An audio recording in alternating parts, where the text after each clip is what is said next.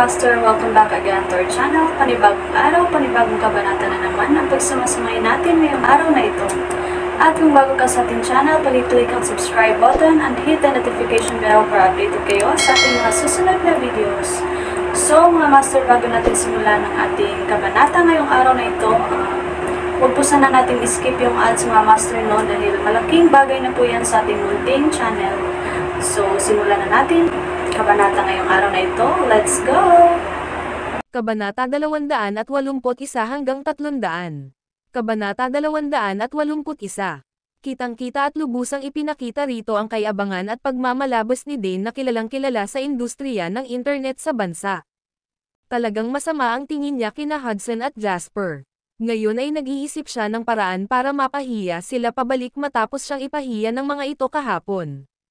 With a light chuckle, insipidly said Jasper to Dane, "So sa tingin mo ikaw lang ang makakarating sa Terry Zone nang hindi nagpapalam at hindi ako makakapunta sa Sena para gumanti?" Ngumisi si Dane at sinabing, "Kinukumpara mo si Terry Zone kay Sena.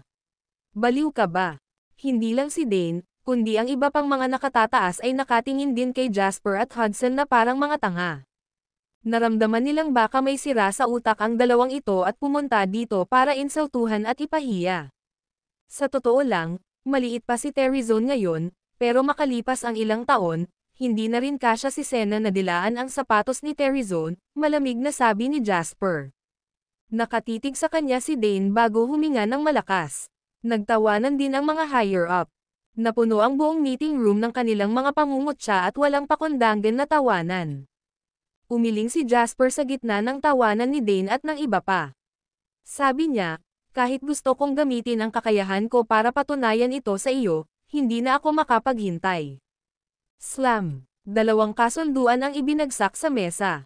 Ito ang mga kasunduan sa paglipat ng stock na nilagdaan ng Mountain Capitals at Colossal Investments upang ilipat ang kanilang mga pagbabahagi sa JW Capital.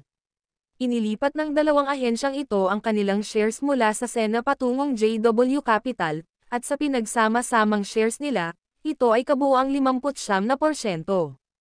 So in short, ako na ngayon ang pinakamalaking shareholder sa Sena. Nag-uutos ako ng isang shareholders meeting ngayon din. Tumalikod si Jasper at humarap sa mga nakatataas sa kwarto na biglang tumigil sa pagtawa. Ang kanilang mga ekspresyon ay mukhang napakatalino. Malamig ngunit kalmado ang tono ni Jasper. Siya ay nagpapalabas ng isang maringal at kahangahangang aura ng isang soberanong hari na nakataas sa ibabaw ng mundo habang nakatingin dito. Napatitig si Dane sa 2 kasunduan sa mesa, nanginginig ang buong katawan. Ang walang katumbas na pagkabigla ay para siyang nakuryente. Parang namamanhid ang utak at paa niya.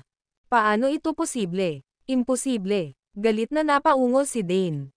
Kinuha niya ang 2 dokumento at mabilis na iniskan ang laman. 2 pahayag ang malinaw na nakasaad sa mga kasunduan sa itim at puti. Ibebenta ng Mountain Capitals ang kanilang 34% na bahagi sa Sena sa JW Capital sa halagang 200 milyon. Ang Colossal Investments sa Terra Region ay magbebenta ng kanilang 25% shares sa Sena sa JW Capital sa halagang 1.5 milyon. Nanginginig ang mga kamay ni Dane. Nabulag sa kanyang galit, marahas niyang pinunit ang 2 kasunduan. Tinitigan niya ng masama si Jasper na parang nasaktang lobo at umungal ng ligaw, "Mga peke ang mga ito. Ang mga kasunduang ito ay peke." Bahagyang ngumiti si Jasper at sinabing, "Ang mga nasa kamay mo ay mga kopya lamang. Kung mahilig kang mag-rip ng mga bagay-bagay, marami pa naman ako, kaya dahan-dahan mo silang mapunit. Kung peke man sila, malalaman mo pagkatapos mong tumawag." Napaatras si Dane. Halos mawalan siya ng paa at muntik na siyang mahulog sa lupa. Sa huli, ikinuyom niya ang kanyang mga kamao at tinitigan si Jasper para sabihin, "Paanong posible iyon? Wala akong nakuhang balita tungkol dito. Nakuha ng Colossal Investments ang shares ni Sena kapalit ng pagtulong kay Sena na lumutang. Paano nila nailipat ang mga ito sa iyo? Hindi ba sila nag-aalala na kasuhan ko sila?" Bahagyang tumawa si Jasper at sinabing, "Naging tanga ka na ba sa galit? Meron na akong 34% after Mountain Capitals transfer their shares to me, so I can make a 1-vote veto and I vetoed Senador Ace plan to float. Kaya, paano ka lulutang ngayon? So, it was destined for you to violate the agreement. Ang nangyari, ang pakikipagtulungan ko sa Colossal ay napakasaya. Habang sinasabi niya iyon ay nagkibit-balikat si Jasper at parang neutral ang mukha.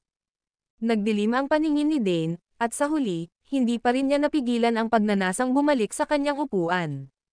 Tila ang lahat ng kanyang lakas, sigla, at espiritu ay sinipsip na tuyo. Inangat niya ang ulo niya para tingnan si Jasper.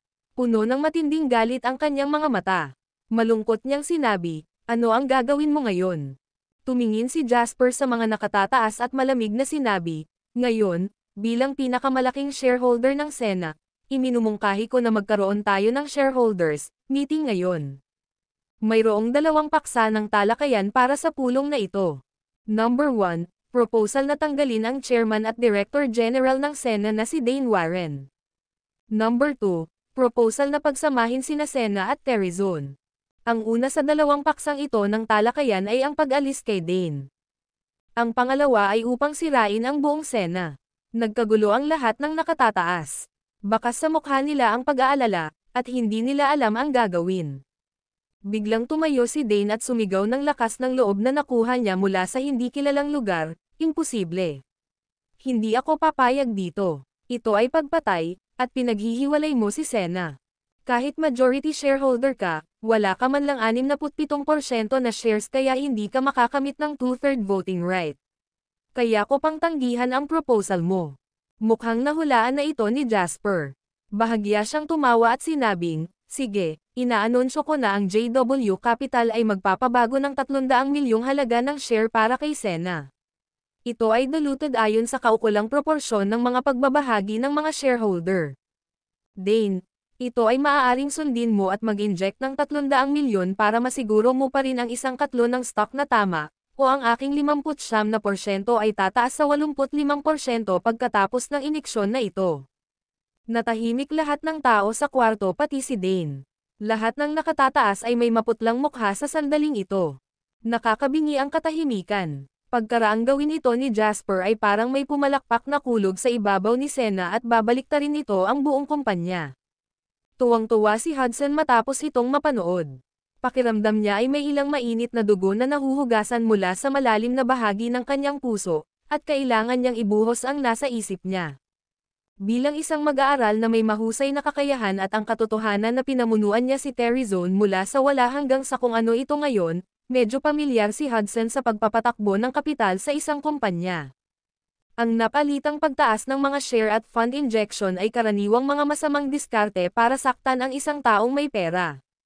Halimbawa, kung ang isang kumpanya ay may market value na 1 milyon at may 2 shareholder, pareho silang magmamay-ari ng 50% ng mga share.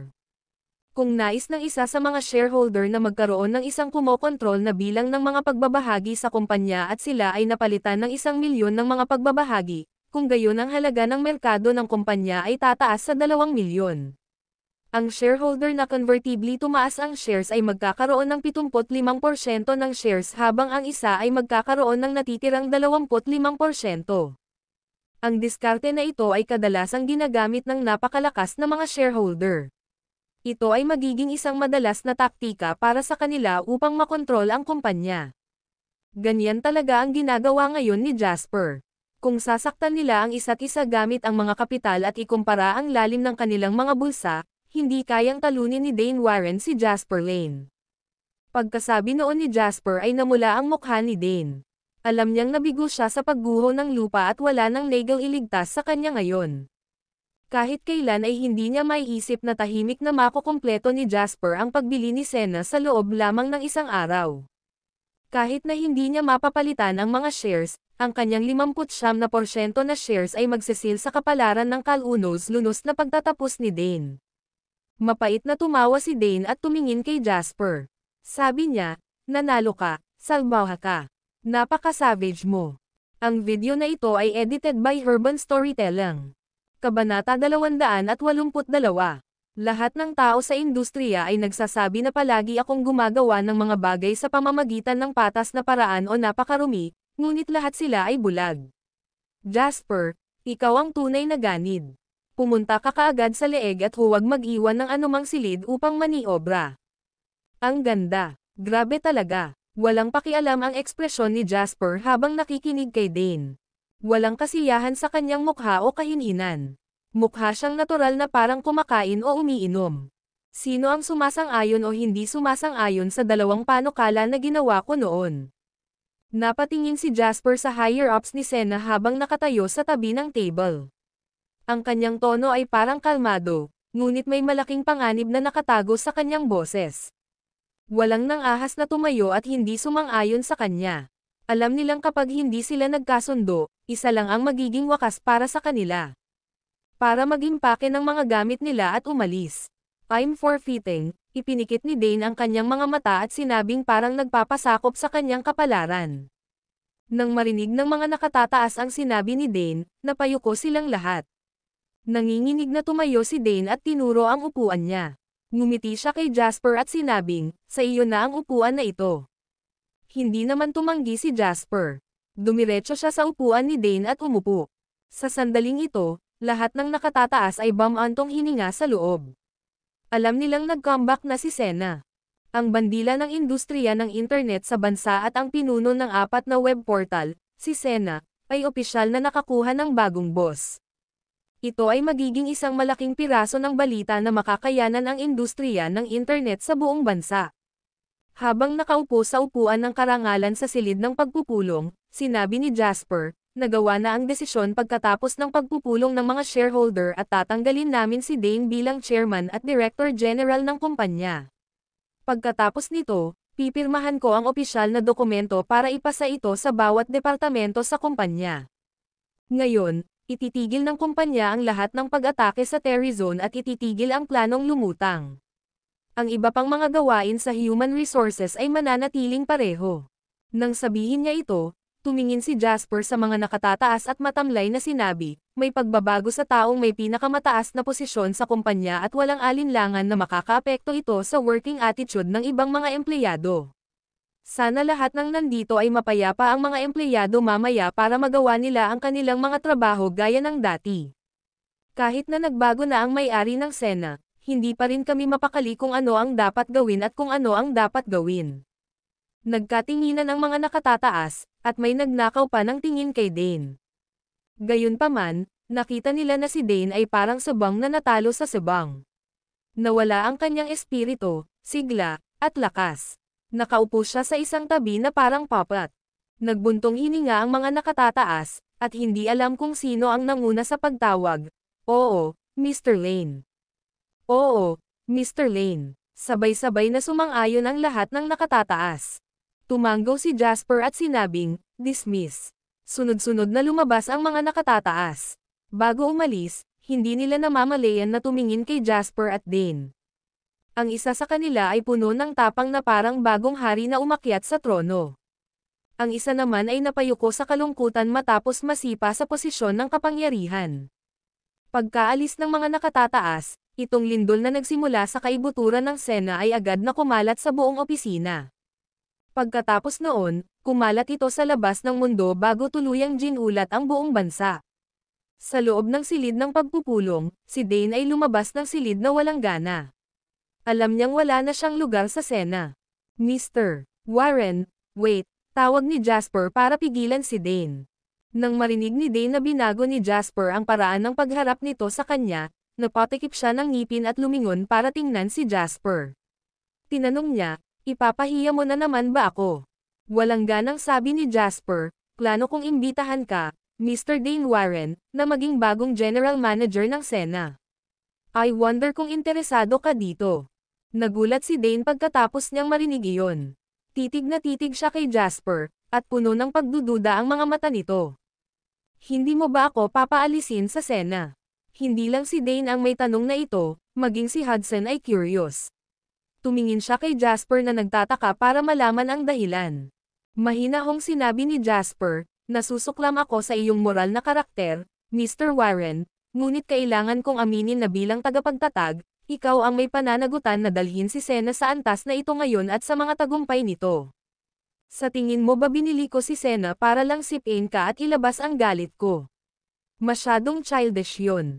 Ikaw ay kapakipakinabang sa kumpanya, kaya isasaalang-alang kung panatilihin ka. Kung wala ka, Ipapalayas na kita kahit sobrang lapit mo sa akin. Sabi ni Jasper at tumayo para maglakad papunta kay Dane. Patuloy niya, ngayon, kahit nagbago na ang may-ari ni Senna, Senna pa rin si Senna. Umaasa pa rin ako na ito ay patuloy na umunlad sa ilalim ng iyong pamumuno. Bahagyang nanginig ang katawan ni Dane. Masyadong maraming twists and turns ang nangyari ngayon. Pakiramdam ni Dane ay para siyang nasa roller coaster, at ang kanyang mood ay pabago-bago ng ritmo. Nang ganap na siyang kontento sa kanyang mga nagawa, binili ni Jasper si Senna. Nang makaramdam siya ng galit at pagkabigo, binigyan siya ni Jasper ng pagkakataon.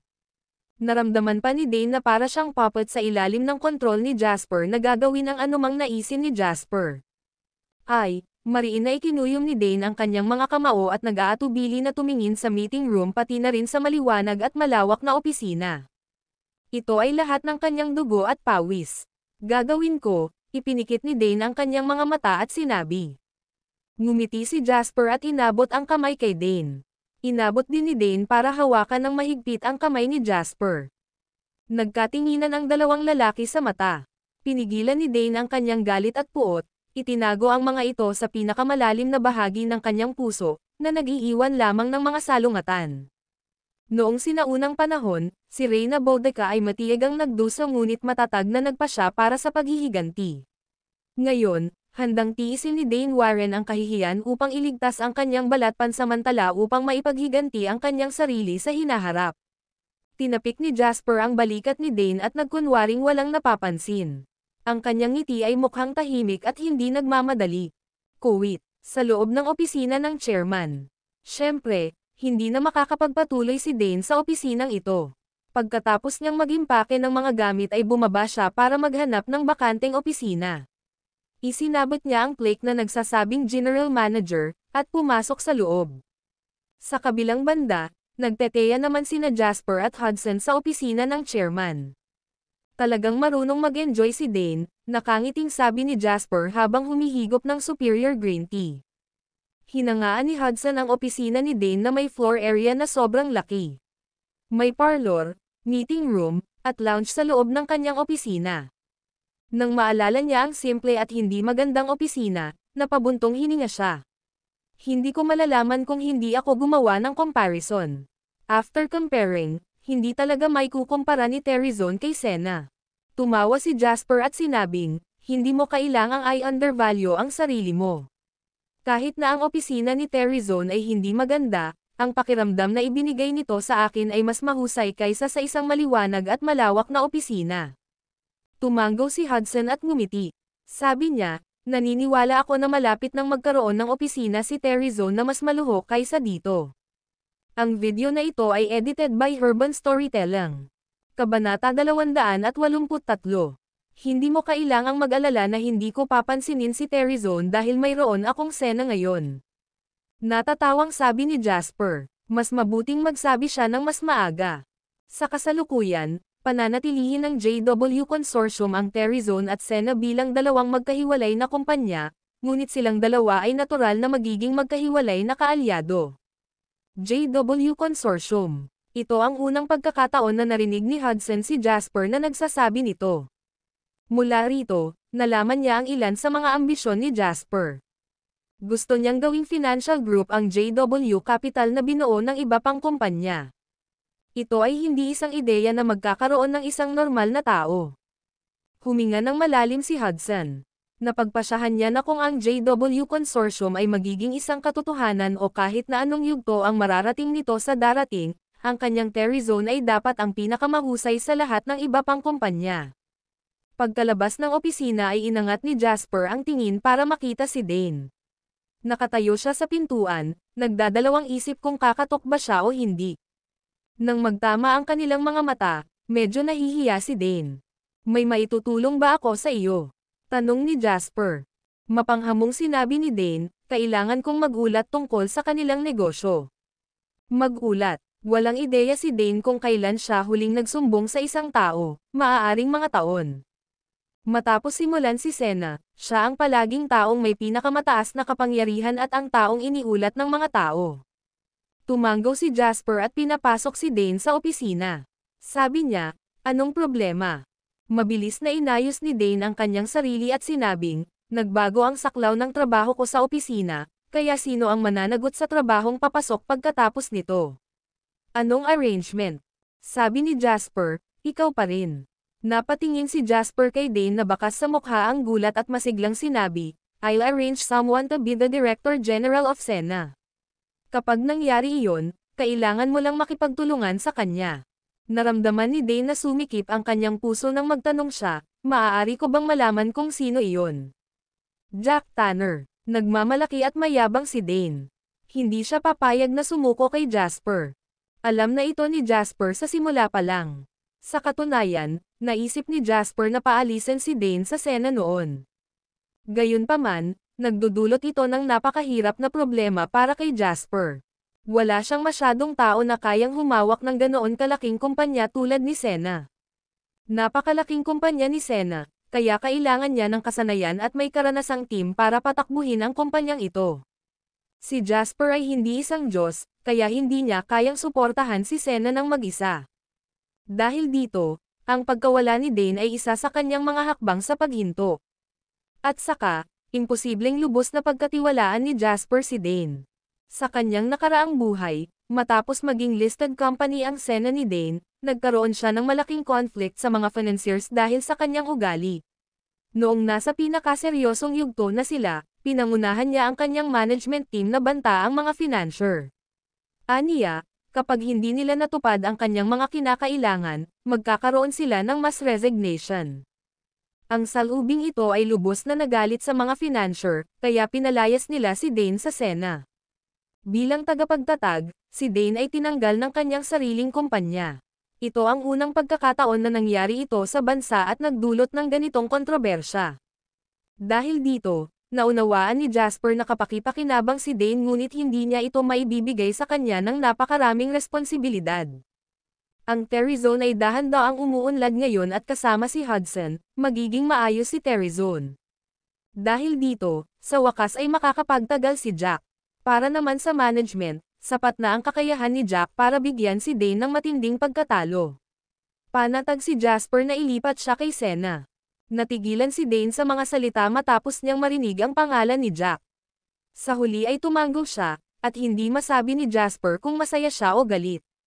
Sasabihin ko kay Jack na ipaalam sa iyo mamaya kung ano ang susunod na mangyayari. Matapos marinig ang pahayag ni Jasper na parang dismissal, tumalikod si Dane para umalis. Mr. Lane, ililipat mo ba si Mr. Tanner sa Sena? Tanong ni Hudson. Tumango si Jasper at sinabing, noong inilipat ko si Jack sa Terry Zone, sinabi ko sa iyo na nandyan siya para tulungan ng pamahalaan ang kumpanya dahil magagamit niya ang kanyang karanasan sa Warsoft para tulungan kayong bumuo ng isang management system. Ngayon, ang Terry Zone ay pansamantalang matatag, kaya ikaw ay sapat na. Napabuntong hininga si Hudson at sinabing, napakasaya namin ni Jack sa pagtatrabaho at medyo close din kami sa pribado. Medyo naiilang ako na umalis siya ng ganon-ganon lang. Tumawa si Jasper at sinabing, lahat ay nasa ilalim pa rin ng JW, kaya magkakaroon ka pa rin ng pagkakataong magkita sa hinaharap. Ngumiti si Hudson at tumango. Pagkatapos magdesisyon, tinawagan ni Jasper si Jack at sinabi ang balak niyang ilipat siya kay Sena. Natigilan si Jack sa mga salita, at halatang nabigla siya. Pagkatapos, sumimangot siya at sinabing, Mr. Lane, hindi ako nagrereklamo sa iyo, ngunit sa palagay ko ay hindi ako makakapag-break ng bagong lugar sa loob ng maikling panahon pagkatapos ng pagpunta kay Sena. Ngumiti si Jasper at sinabing, puno si Sena sa mga tao ni Dane. Kahit na na-demote na siya sa posisyong general manager, core member pa rin siya. Ang isang pinuno na nahulog mula sa langit tulad mo ay tiyak na hindi makakakuha ng respeto ng lahat. So, you have to give me some support, Mr. Lane, pabirong sabi ni Jack. Papayagan kita bilang Director General ng Sena. Maaari kang maghanap ng mga pangunahing miyembro na gusto mo.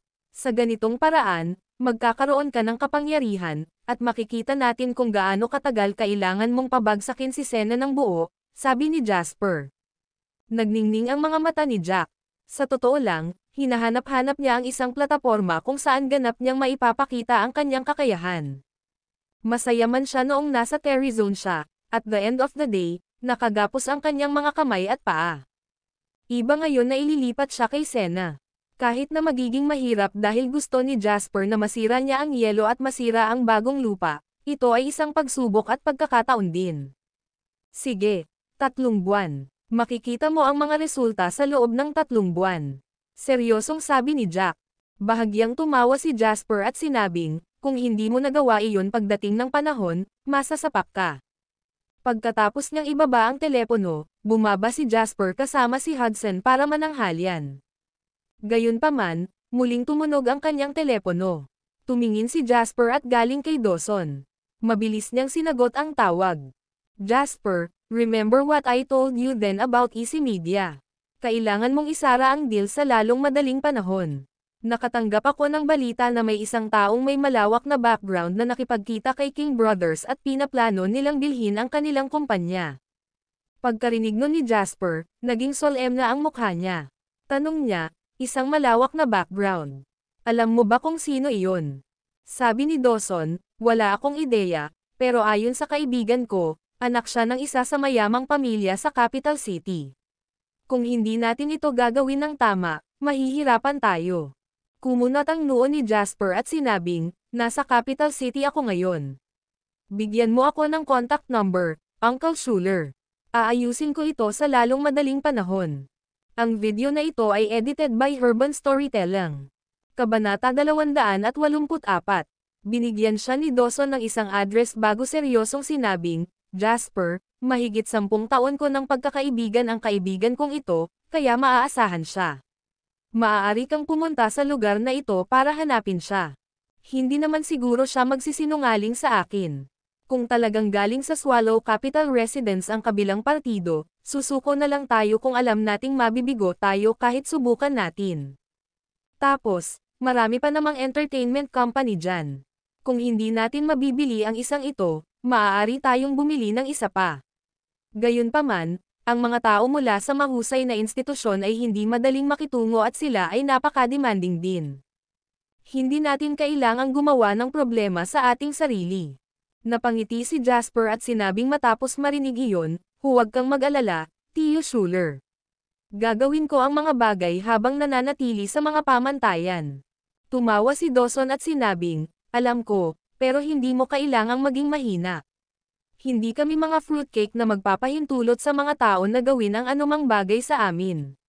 Sige, pumunta ka na at asikasuhin mo ang iyong negosyo ngayon. Pagkatapos niyang ibaba ang telepono, tinapik ni Jasper ang ibabaw ng desk gamit ang kanyang mga daliri. Mukhang malalim ang iniisip niya. Kahit na hindi alam ni Hudson kung ano ang nangyayari, mula sa mukha ni Jasper, masasabi niyang nakatagpo siya ng isang mahirap na problema. Natahimik din siya at hindi na inistorbo ang takbo ng pag-iisip ni Jasper. Ayon sa kanyang mga alaala sa kanyang nakaraang buhay, sa ibabaw, ang Easy Media ay palaging may mga King Brothers bilang ang namamahala. Gayunpaman, narinig ni Jasper mula sa ilang mga forum ng chismis na ang magkapatid na King ay nagmula sa isang malawak na background. Noon, akala niya biro lang ito ng mga netizens. Gayunpaman, sa hitsura nito ngayon, maaaring totoo ito. Saang industriya man, alam ni Jasper na kakailanganin niyang makipag-ugnayan sa mga tao sa mas mataas na antas sa bansa kung dumating siya sa yugtong ito. Gayunpaman, hindi niya inaasahan na ganito kabilis ang mangyayari. Gayunpaman, unti-unting dumidilim ang langit at hindi na siya komportable na bisitahin sila ngayon. Dahil dito, nagpa siya si Jasper na isipin na lang ito bukas. Kuwait. Kinaumagahan, lumabas siya ng hotel. Dahil pupunta si Jack sa capital city ngayon, inayos ni Jasper na sunduin ni Hudson si Jack bago magpakilala sa opisina ni Senna kay Hudson. Sa kabilang banda, pupunta siya sa East Catra Road. Doon, nakakita siya ng isang gusali ng opisina sa pinakakilalang Central Business District sa Swallow Capital. Rosie Commercial Consultant. Tumingin si Jasper sa signboard at pumasok. Hello sir, sino po ang hinahanap niyo? Magalang na tanong ng magandang receptionist. Jim Yap, sabi ni Jasper. Panay ang tingin sa kanya ng receptionist bago mabilis na sinabing, oh, andito ka pala para kay Mr. Yap. Mangyaring maghintay. Pagkatapos niyang sabihin iyon ay tumawag siya. Maya-maya, gumagalang siyang sumenyas na sundan siya ni Jasper. Lumapit si Jasper sa pintuan ng isang opisina matapos sundan ang receptionist. Pagkatapos, lumabas ng opisina ang isang lalaking medyo may edad na. Ikaw ang manugang ni Dawson, Jasper, tama ba? Tumawa ng malakas si Jim at hinayla si Jasper papasok sa opisina. Hello, Uncle Yap, nakangiting tanong ni Jasper. Masasabi ni Jasper na nagkaroon ng magandang relasyon si Dawson kay Jim pagkatapos ng unang pangungusap ni Jim sa kanya. Kung hindi, hindi siya direktang tatawaging manugang ni Dawson. Halatang napag-usapan na ng dalawang ito ang bagay na ito noon pa. Ang video na ito ay edited by Urban Storytelling. Kabanata 285. Tumingin si Jim kay Jasper ng taas-baba habang sinasabing may kasiyahan, not bad, bata ka pa at may mga outstanding talents. Ang isang mahusay na binata na tulad mo ay hindi madaling mahanap kahit na sa Swallow Capital.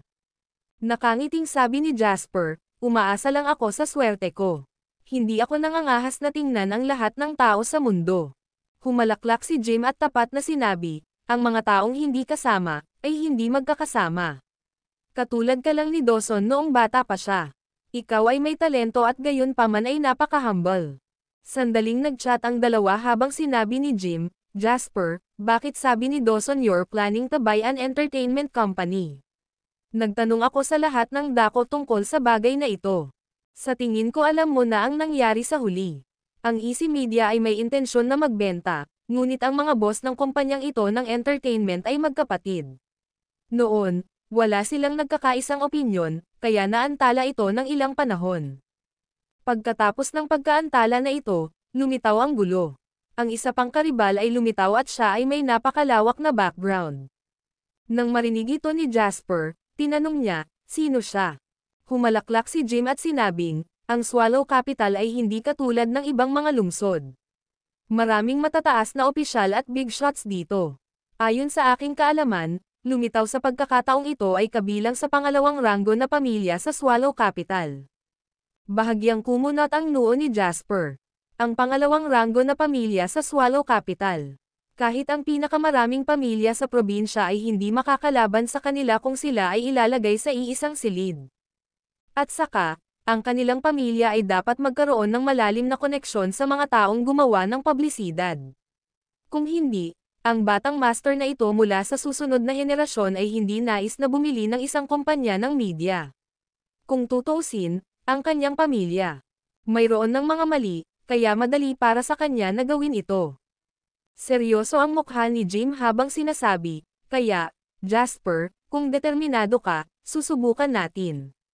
Kung sa tingin mo ito ay hindi kailangan, iminumungkahi ko na sumuko ka. Ngumiti si Jasper at sinabing, Tito Yap, dahil nandito ako, hindi ko planong sumuko ng ganoon kadali kahit na malakas ang background ng kabilang partido. Pagdating sa negosyo, hindi naman ako makakalayo dito dahil lang sa mga mata niya, di ba? Wala namang tuntunin tungkol dito. Tumanggo si Jim at sinabing, sige, naiintindihan ko. Kung ganoon nga, pipilitin ko ngayong gabi para imbitahan ang magkapatid na King para sa hapunan. Ano sa tingin mo? Tumanggo si Jasper at ngumiti. Salamat sa pagpunta sa lahat ng problemang ito para sa akin, Tiyo Yap. Ngumiti si Jim at tinapik ang balikat ni Jasper. Aniya, ikaw ang manugang ni Dawson, kaya parang pamangkin ka. Natural, tutulungan kita kung kaya ko. Naglakad silang dalawa palabas ng opisina habang nagkukwentuhan. Nang makarating sila sa pintuan ng kumpanya, gustong magpaalam ni Jasper kay Jim nang marinig niya ang isang nakakatalam na boses. Jim Yap, laging sinasabi ng mga tao na tatalino ka habang tumatanda ka, pero sa tingin ko, nagiging tanga ka habang tumatanda ka. How dare you steal the business Mr. Com is his eyes on. Napatingin sina Jasper at Jim at nakita ang isang nasa edad na 30 na lalaki na naglalakad palapit sa kanila na may malamig na ngiti sa kanyang mukha. Nang makita ni Jim ang lalaking ito, bumagsak ang mukha nito. He smirked and replied, nakipag-ugnayan muna ako sa Easy Media, and it's Mr. Comby's business kung interesado rin siya sa kanila. Sinasabi mo bang hindi ako makapagpakita ng interes sa kanila ngayon?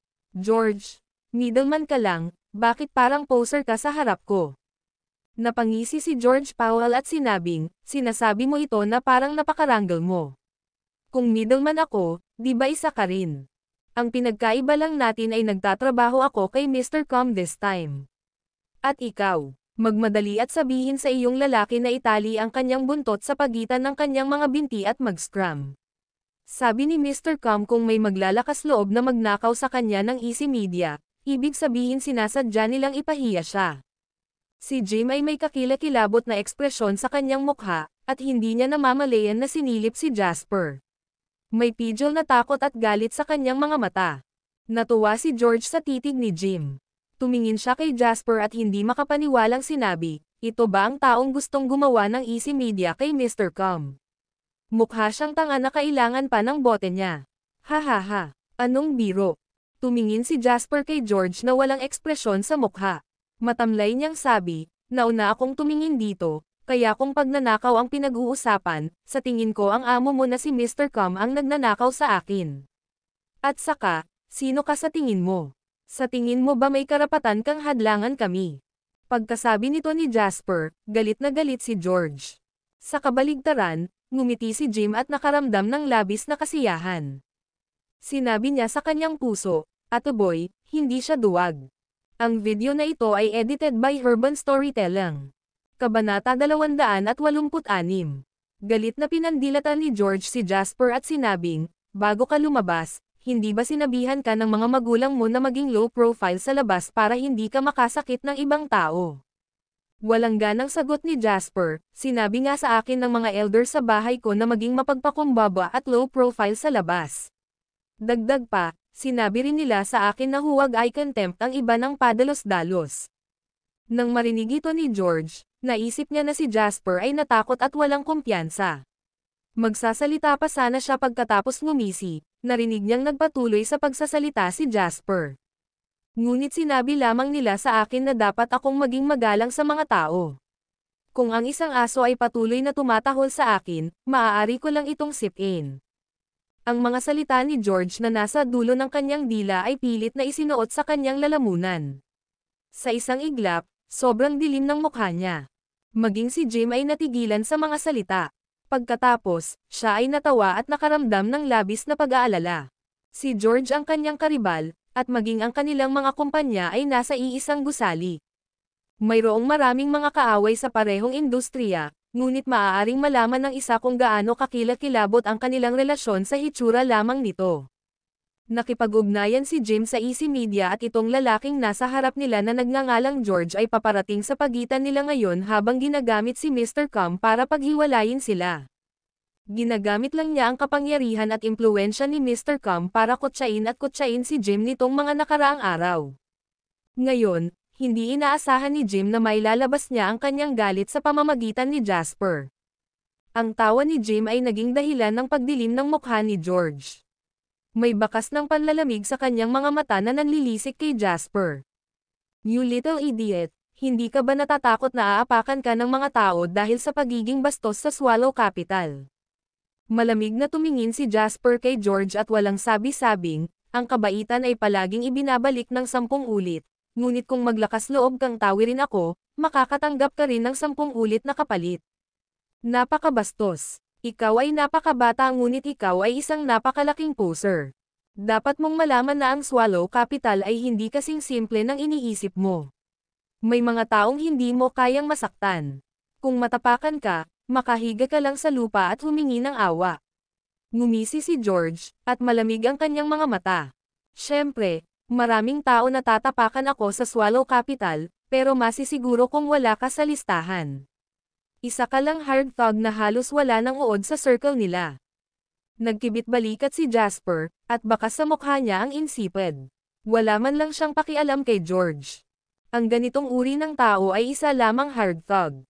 Ang kanyang susunod na pagkain ay nakadepende sa mood ng kanyang amo. Walang makakainsulto kay Jasper kahit nasa Swallow Capital siya. Dagdag pa, hindi niya magugulo ang pagbili ng Easy Media dahil sa isang tulad ni George. Natural, hindi siya bibigyan ni Jasper ng paggalang. Sino ang tinatawag mong hard thug? Naramdaman ni George ang apoy ng galit na umaagos mula sa kanyang tiyan at dumiretso ito sa kanyang ulo. Siya ay nakikisalamuha sa Swallow Capital sa loob ng maraming taon, At bukod sa mga miyembro ng mga maharlikang pamilya na nagmula sa paninirahan, hindi pa siya nakakita ng gayong mayabang na tao.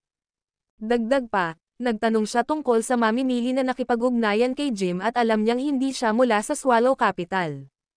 Bukod pa riyan, siguradong hindi siya taga-residente. Dahil dito, walang comeback si George matapos siyang tawagin ni Jasper. Pakiramdam niya ay ilang beses siyang sinampal sa mukha at nag-aapoy sa sakit. You little idiot, tuturuan kita na hindi ka masyadong mayabang sa Swallow Capital. Pagkatapos ng malamig na tawa ni George, tumalikod siya at sumigaw sa labas ng gusali. Maya-maya, bumukas ang pinto ng isang van sa labas at lumabas ang 5 hanggang 6 na matipunong lalaki. Naglakad silang lahat. Little idiot, nagkataon na lumabas ako para ayusin ang kanilang negosyo at inilabas ko ang mga tauhan ko para kumain. It's your unlucky day, natatawang sabi ni George na mabangis. Nang makita ito ni Jim ay kumunat ang noo niya at tumahol kay George. Hoy, Paul, ano ang sinusubukan mong gawin? May mga security camera sa gusali at sinusubukan mong salakayin dito. Baliw ka ba? Pagkatapos ng panunuya, malamig na sinabi ni George, shut up. You best sick off. Let me tell you, Mr. Com has got my back and if you spew more bullsh then I'll sick you up too. Malungkot ang ekspresyon ni Jim. Sinabi niya kay Jasper sa malalim na boses, Jasper, tumakbo ka pabalik sa gusali. Tumakbo sa opisina ko at I-lock ang pinto. Huwag mong buksan ang pinto kung hindi ako. Ako na ang bahala sa kanila. Ako ay nasa Swallow Capital sa loob ng maraming taon. Hindi siya maglalakas loob na gumawa ng kahit ano sa akin. Nang makita ni Jasper na si Jim ay tinutulungan pa rin siya ng taos puso sa kritikal na sandaling ito, ngunit naantig siya. Aniya, Tito Yap, huwag kang mag-alala. Wala silang gagawin sa akin. Ang video na ito ay edited by Urban Storytelling. Kabanata 287. Matapos marinig iyon ni Jim, galit niyang sinabi, wala siyang gagawin sa'yo. Hindi mabuting tao si George. Nakulong siya noong bata pa siya dahil may inawi siya. Dagdag pa, mayroon siyang suporta ni Mr. Com ngayon. Bata ka pa, kaya huwag kang masyadong mainitin ang ulo at impulsive. Hindi nakakahiyang aminin ang pagkatalo sa sandaling ito. Hindi mo kailangang magdusa dito. Umiling si Jasper at naglakad sa harapan ni Jim. Ngayon, pinoprotektahan niya siya. Julian, tawag ni Jasper. Ilang araw na itong pinipigilan ni Julian, nakaramdam ng mga pin at karayom sa buong katawan. Hindi na niya ito napigilan. Lumabas siya, malamig na nakatingin kay George at sa kanyang barkada. May 5 matapang naman lalaban sa tabi ni George, kaya lubos na kumpiyansa ang lalaki. Nang makita niya ang ginagawa ni Jasper ay hindi niya napigil ang humagalpak ng tawa. Idiot, isa ka lang tao at naglakas loob kang makipag-away sa akin. Mga lalaki, patayin ninyo ang batang iyan. Gusto kong tadyakan ang mukha niya at tanungin kung may lakas pa ba siya ng loob na maging mayabang. Pagkasabi nun ni George, naglakad na yung 5 lalaki na may masamang tingin sa mukha. Napatingin si Julian kay Jasper. Tinatanong niya si Jasper kung dapat ba niyang pilayin ang mga taong ito. Siyempre, ayaw ni Jasper na magkagulo sa batas dahil sa mga tulisang ito. Marahan niyang sinabi, magdahan-dahan ka sa kanila. Turuan mo lang sila ng leksyon. Napabuntong hininga si Julian sa pagkabigo. Tumalikod siya at kinagat ang leeg. Narinig mula sa kanyang katawan ang mga kaluskos na tila sitaw na pinirito sa mainit na kawali. Kasabay ng mahinang ungol, parang isang mabangis na hayop na lumabas sa hola nito sa kanilang 5. Malinaw na hindi siya natatakot na ang kabilang partido ay may mas maraming numero kaysa sa kanya. Napatulala ang 5 mandirigma na iyon. Ang mga taong ito ay palaging umaasa sa kanilang mga numero kapag sila ay lumaban, at ang kanilang mga kalaban ay umamin ng pagkatalo bago pa man magsimula ang laban. Hindi pa nila nakita ang kabilang partido na naniningil sa kanila ng ganoon kalakas kahit na isa lang sila. Damn it, go. Pilayan mo siya. Nanginginig na kinakabahan si George. Sa sandaling iyon, ang 2 partido ay gusot sa isang away. Si Jim, na pinoprotektahan ni Jasper, ay labis na balisa. Hindi niya inaasahan na ganoon ka-impulsive si Jasper. Pakiramdam niya ay may masamang mangyayari ngayong gabi.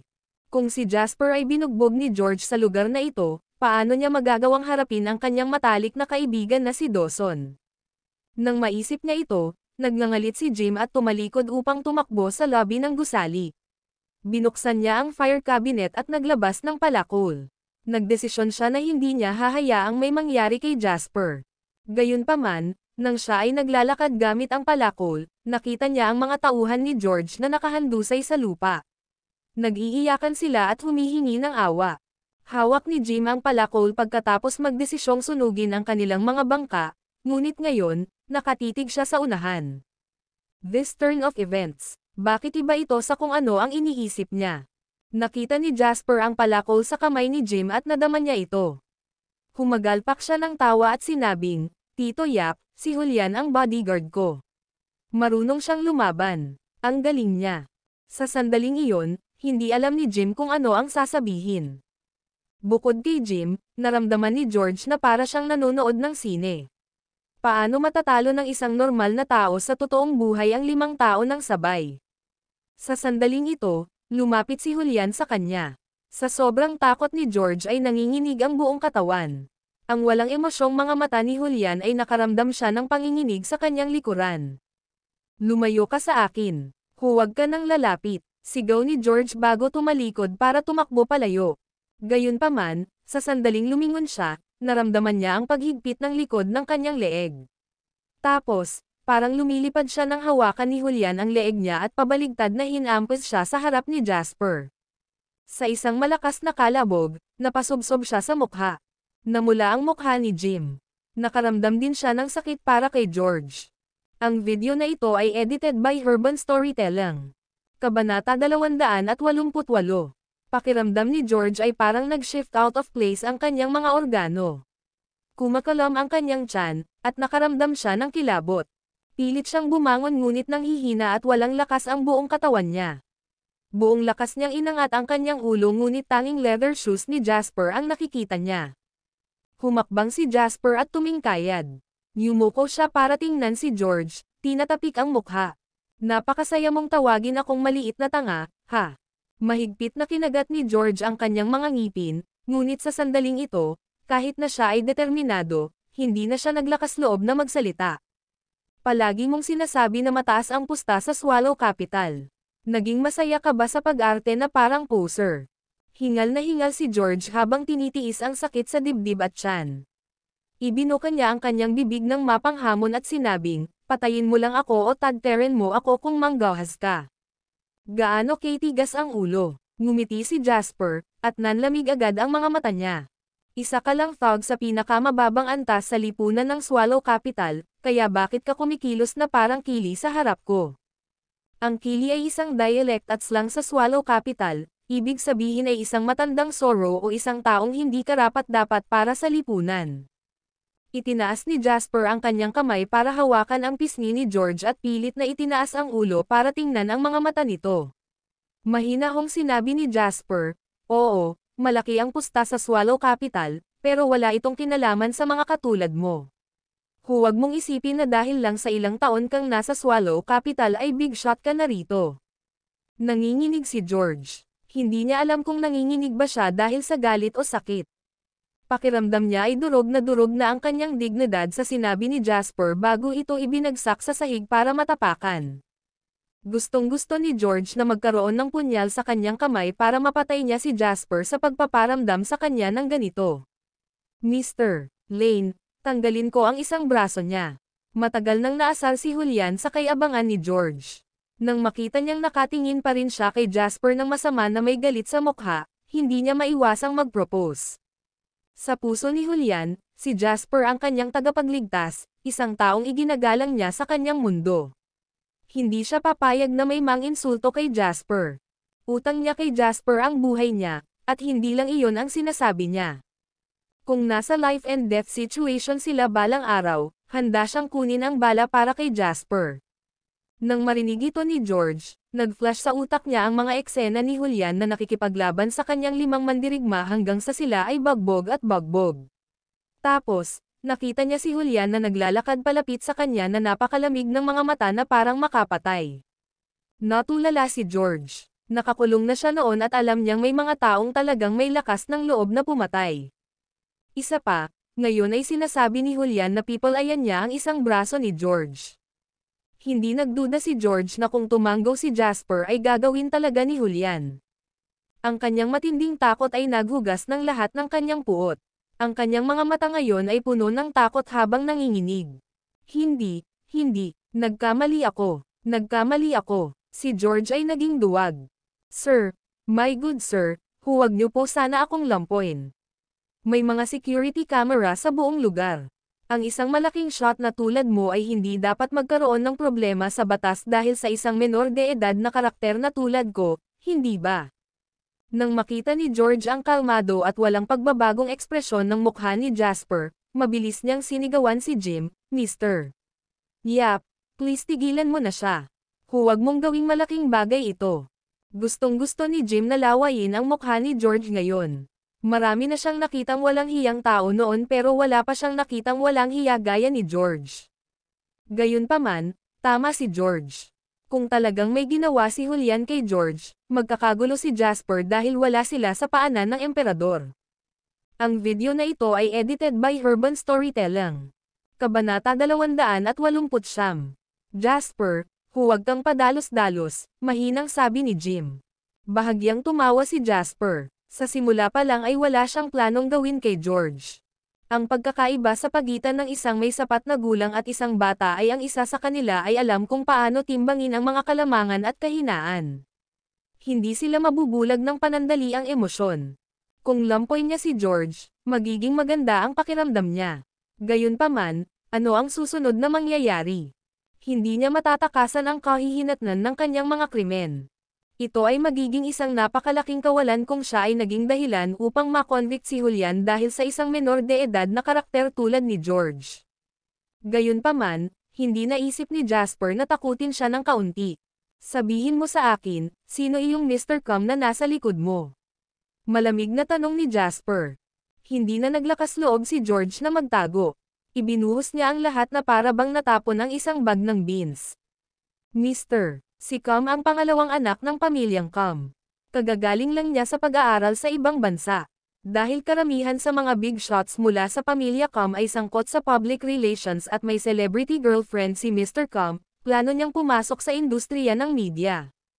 Mr. Nakipag-ugnayan sa akin si Com sa pamamagitan ng isang tao at hiniling sa akin na maghanap ng media company para sa kanya.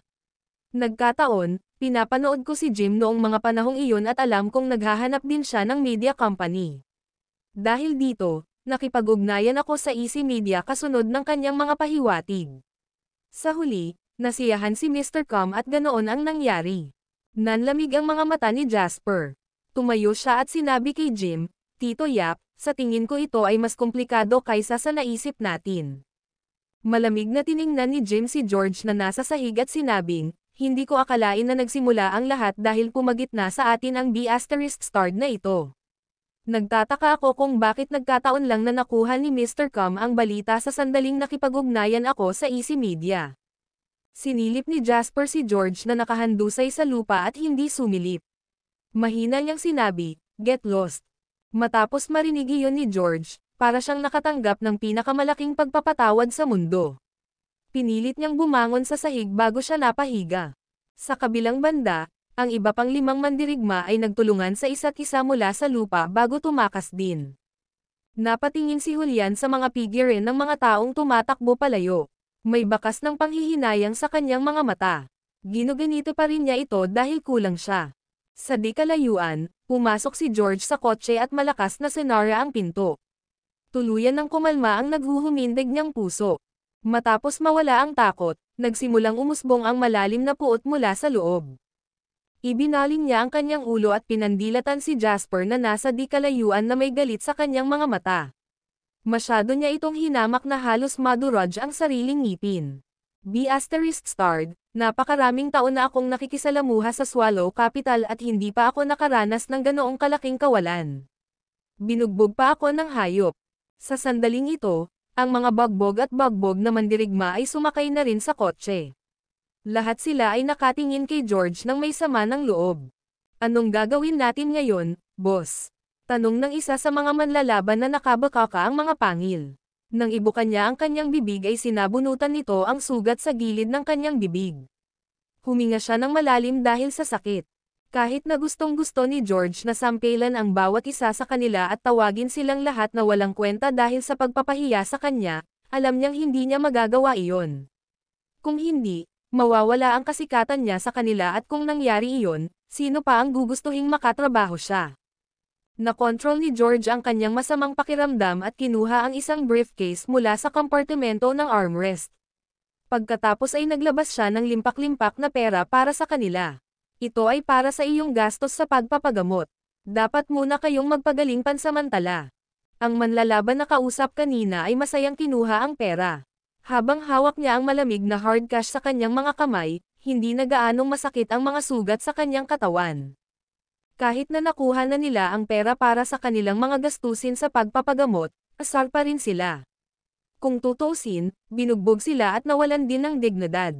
Boss, hindi natin pwedeng pabayaan na lang ito. Tumawa ng masama si George. Oo naman. Pupunta ako ngayon kay Mr. Com at dagdagan ko pa ang mga detalye sa kwento. Gusto kong makita kung kaya pang tumalon ang maliit na tanggang iyon pagkatapos nito. Nagtatrabaho kami ngayon para kay Mr. Com, at tiyak na papasukin niya ang bagay na ito. Gusto kong makita kung paano siya magpapatuloy sa pagiging mayabang noon. Ang video na ito ay edited by Urban Storytelling. Kabanata 200 at 90. Nagpaalam sina Jasper at Jim sa ibaba ng gusali. Tito Yap, may kailangan pa po akong asikasuhin. I'll go handle it now, nakangiting sabi ni Jasper. Tumango si Jim at sinabing, sige, sige. Makikipag-appointment ako sa King Brothers mamaya para makita kung pwede ba natin silang maghapunan ngayong gabi.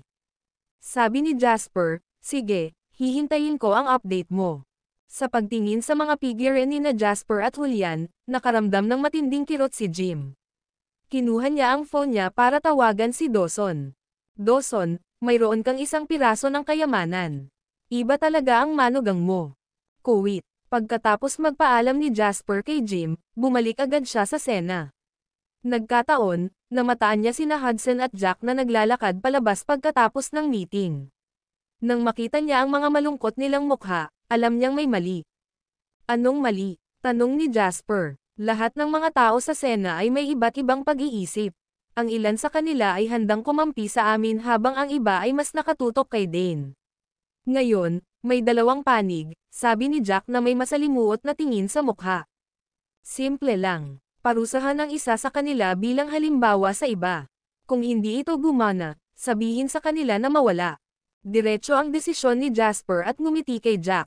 Aniya, kaka-rating lang namin dito, and we can't keep pandering to them. Hindi ko ibinigay sa iyo ang kapangyarihang ito nang walang magandang dahilan. Dapat mong gamitin ito kahit kailan. Nakikita mong akma. Tandaan, hindi tayo maaaring maging masyadong maingat kapag gumagawa tayo ng mga bagay. Lalo na sa'yo. Nangako kang ipamahala mo si Sena ng maayos para sa akin. Naghihintay ako upang makita ang mga resulta. Roger. Tumango si Jack. Hindi niya maiwasang humanga sa pagiging mapagpasyahan ni Jasper. Ang pinakamalaking bawal ng isang kumpanya ay magkaroon ng malalaking pagbabago. Kung hindi nila ito maisakatuparan ng perpekto, malaki ang epekto nito sa kumpanya at magdudulot sa kanila ng malaking pagkalugi. Nakatayo si Hudson sa isang tabi kung saan nakatingin din siya kay Jasper ng may paghanga. Pakiramdam niya ay nakakatakot kung minsan ang mga taktika ng 20-something na binata na ito. Gayunpaman, kailangan niyang aminin na may malaking plano si Jasper. Habang nag-uusap silang tatlo ay tumunog ang phone ni Jasper. Ito ay mula kay Jim. Mabilis na sinagot ni Jasper ang tawag. Uncle Yap, may update ba mula sa Easy Media? Sagot ni Jim, kakakontak ko lang sa kanila pero makakausap lang namin sila ng harapan depende sa sitwasyon. Parang ayaw talaga nila kaming kausapin. Ano sa tingin mo? Pinaikit ni Jasper ang kanyang mga mata at sinabing, Tito Yap, bakit sa tingin mo ayaw nila tayong kausapin? Sinabi ni Jim nang walang pag-aalinlangan, baka may nangyayari o baka may iba pa silang ayos. Teka, sinasabi mo bang nakikipag-ugnayan sila kay Mr. Com? Walang ganang sabi ni Jasper, Nagpaplano na ang mga Combs na pumagitna sa amin. At saka, si George, Ang lalaking nagpakita ngayon, ay hindi mabuting tao. Baka nagsalita siya ng masama. Tungkol sa amin pagkatapos naming umalis. O marahil, ang Combs ay ang mga lokal na influencer ng Swallow Capital. Kung pareho naming gustong bilhin ng Combs ang kanilang kumpanya ng sabay, sino sa tingin mo ang tatanggihan nila? Mabilis na huminga si Jim ngayon. Sinabi niya sa mahinang boses, magiging napakahirap kung ganoon ang kaso. Sa sandaling ito, si Jasper na lang ang umaaliw kay Jim. Natawa siya at sinabing, Tito Yap, huwag kang mag-alala. Hanggat walang deal, may chance pa rin tayo. Sinabi ni Jim sa mahinang boses, ang magkapatid na King ay masamang biskwit din. Natatakot ako na baka magtaas sila ng presyo sa ganitong sitwasyon. Nakakakuha ka ng negosyo mula sa isang talakayan. Kung ang isa ay magtataas ng kanilang presyo, ang isa ay gagawa ng isang bargain sa pamamagitan ng paghiwa nito sa gitna. Hindi ito kakaiba. Napangiti si Jim at sinabing, Jasper, hindi kita matingnan minsan bilang isang binata na nasa edad 20. Kumilos ka na mas katulad ng isang tao sa paligid namin ni Dawson. Masyado kang kalmado at hindi nalilito. Dahil alam kong hindi makakatulong ang galit at pagkabalisa sa kaso natin ngayon. Pagkaraan ng ilang sandali ay ibinaba na ni Jasper ang telepono. Pinunasan ni Jasper ang tungki ng kanyang ilong. Hindi mahalaga kung ang magkapatid na hari ay nakikipag-usap kay Mr. Com ngayong gabi o kung ano ang kanilang napag-usapan. Wala nang magawa si Jasper ngayon. Inangat ni Jasper ang ulo niya para tingnan ang dalawang lalaking nasa harapan niya. Nababagabag siya nang maisip niya ang bagay na iyon sa Easy Media. Sabi niya, Hudson, Jack, patuloy kayong nag-uusap. Babalik ako sa hotel para magpahinga. Sige, aayusin natin ito sa lalong madaling panahon. Pagkabalik ni Jasper sa hotel, naligo siya at mas na-refresh ang pakiramdam niya. Mag-isa siyang nakaupo sa hotel para pag-isipan ang bibilhin. Si Jasper ay walang maraming ideya tungkol sa pagbili ng Easy Media sa ngayon. Walang ideya si Jasper kung ano rin ang pinaplano ng kanilang pinakamalaking kakompetensya, si Mr. Com. Ang video na ito ay edited by Urban Storytelling. Kabanata 271. Dahil dito, kailangan niyang maghanda at mag-isip tungkol sa maraming bagay. Ang Easy Media ay talagang ang pinakakagalang-galang na kumpanya ng entertainment. Kung mabibili nila ito, malaking tulong ito sa entertainment group section ng plano ni Jasper. Ito ang dahilan kung bakit hindi kailanman naisipan ni Jasper na bumili ng ibang kumpanya. Bagamat ang kasalukuyang Easy Media ay hindi gaanong makapangyarihan kaysa sa kanyang nakaraang buhay bago siya muling isilang, mayroon na itong panimulang anyo at may hawak na maraming kontrata sa mga celebrity na magiging sikat sa susunod na 2 taon. Ito lamang ay isang malaking nakatagong kayamanan. Kung isa sa alang-alang niya ang isa pang kumpanya, kakailanganin ni Jasper na gumastos ng 10 beses o kahit na 100 beses na mas maraming pagsisikap at kapital upang makamit kung ano ang mayroon ang Easy Media ngayon. Kaya naman, gumawa ng mga plano si Jasper. Kung talagang hindi available ang Easy Media, direktang palalawakan niya ang Advent Entertainment Group sa Harbor City at gagamitin ang Harbor City bilang springboard para direktang makapasok sa market sa mainland. Gayunpaman, kailangan pa rin niyang pag-isipan at pag-isipang mabuti ang kanyang desisyon hinggil dito. Kung hindi, kapag nagkamali siya, mawawala sa kanya ang lahat. Kuwait, ang pangunahing distrito ng negosyo ay malapit sa Workers' Stadium sa Swallow Capital. Noon pa man ay naging paraiso para sa mga hedonistikong anak ng mayayamang pamilya ng Swallow Capital ang kumain, uminom at magsaya. May isang maliit na tindahan kung saan maaaring uminom ang isa sa halagang $100 summer dollars, at mayroon ding high-end club na may mga bote ng alak na nagbebenta ng 100,000 summer dollars bawat isa. Dito, ang mga mamahaling kotse at magagandang babae ang pinakakailangan, gayon din ang mga anak na lalaki mula sa mayayamang pamilya. Sa isang high-end na clubhouse na walang karatula, isang grupo ng mga lalaki at babae ang nagsisiksikan. Nag-uusap sila sa pinakaloob na pribadong silid. Matapos itulak ang pinto ng pribadong silid, pumasok ang isang matipuno at kahangahangang binata na nakasuot ng puting suit. Napakagwapo niya. Ang tanging depekto ay ang kanyang baluktot na ilong na sumisira sa kanyang mukha na may maaraw na disposisyon, na nagpamukha sa kanya na masama at mabisyo. Mr. Magsuklay. Mr. Magsuklay. Pagpasok niya ay magalang na binati siya ng lahat ng tao sa silid. Tumanggaw si Hector at naglabas ng sigarilyo para isabit sa pagitan ng kanyang mga labi. Mabilis na kinuha ng isang kalapit na binata ang kanyang lighter para sindihan ang sigarilyo para sa kanya. Mr. Ang middleman na iyon na nagngangalang George ay matagal nang naghihintay sa iyo. May importante daw siyang sasabihin sa iyo. Tinaas ni Hector ang kanyang kilay at walang pakialam na sinabi, I asked him to do something and he's taking his sweet time, yet he's always running to me to take the credit for other people's achievements. Hayaan mo siyang pumasok. Maya-maya, pumasok si George mula sa labas. Kailangan niyang tumango, yumuko, at ngumiti sa tuwing may makikita siyang tao. Nang makita ni George si Hector, yumuko siya at naglakad ng mas mabilis. Pumunta siya sa harap ni Hector at magalang na tumawag, Hello, Mr. Sumulyap si Hector kay George at sinabing, may sugat ka sa mukha. Nakipag-away ba kayo? Bumuhos sa kanya ang lungkot ni George habang may mapait na pananalita, Mr. Kailangan mong tumayo para sa akin. Inis na sabi ni Hector, anong kinalaman ko sa pagbugbog mo? Anong ibig mong sabihin sa pagtayo mo? Sabi ni George, wala kang ideya. Nakabangga ko si Jim Yap ngayon at nagkataon, nandoon din ang taong nagtiwala kay Jim na magnakaw ng Easy Media sa iyo. Bata siya na parang nasa 20s. May kasama pa siyang bodyguard. Napakayabang niya na parang mas mataas siya sa batas at natural na moralidad.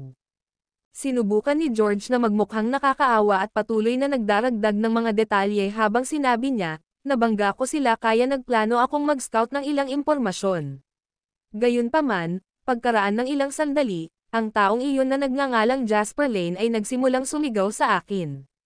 Sabi ko nagtatrabaho ako kay Mr. pero mas maganda yata kung hindi ko nalang sinabi sa kanya dahil pagkatapos kong sabihin ang pangalan mo, mas naging mayabang si Jasper. Sinabi niya na kailangan mong makipag-usap sa kanya kung mayroon kang mga bola. Sinabi niya na mayroon kang labis na opinyon sa iyong kakayahan para sa pakikipaglaban sa Easy Media sa kanya. Maingat na sinulyapan ni George ang mukha ni Hector at napagtanto niyang walang ekspresyon ang lalaki. Dahil dito, nagpatuloy siya, paano ko matitiis ang pakikinig niyan? So, lumaban ako, pero bago pa man ako makapagsalita, hiniling niya sa bodyguard niya na suntukin ako hanggang sa maging ganito ako. Matapos ikwento ang ilang karagdagang detalye, sinubukan ni George na ipakita ang kanyang sarili bilang isang mahirap na tao na nabugbog dahil lang sa paninindigan niya para kay Hector. Pagkasabi niya nun, tumawa si Hector. Samandal siya sa sofa, at ang mga daliri niya ay kinakalikot ang sigarilyo. Sinabi niya kay George, tapos ka na ba? Tumanggaw si George at masiglang sumagot, tapos na ako. Pagkatapos ay marahas na sinampal ni Hector si George sa mukha at umungal, nakakainis ka. Ang video na ito ay edited by Urban Storytelling. Kabanata 272. Ang kanyang biglaang dagandong na dumating ng walang babalang senyales ay ikinagulat ng lahat sa silid. Lumingon ang lahat para tumingin sa kanila na nagtataka.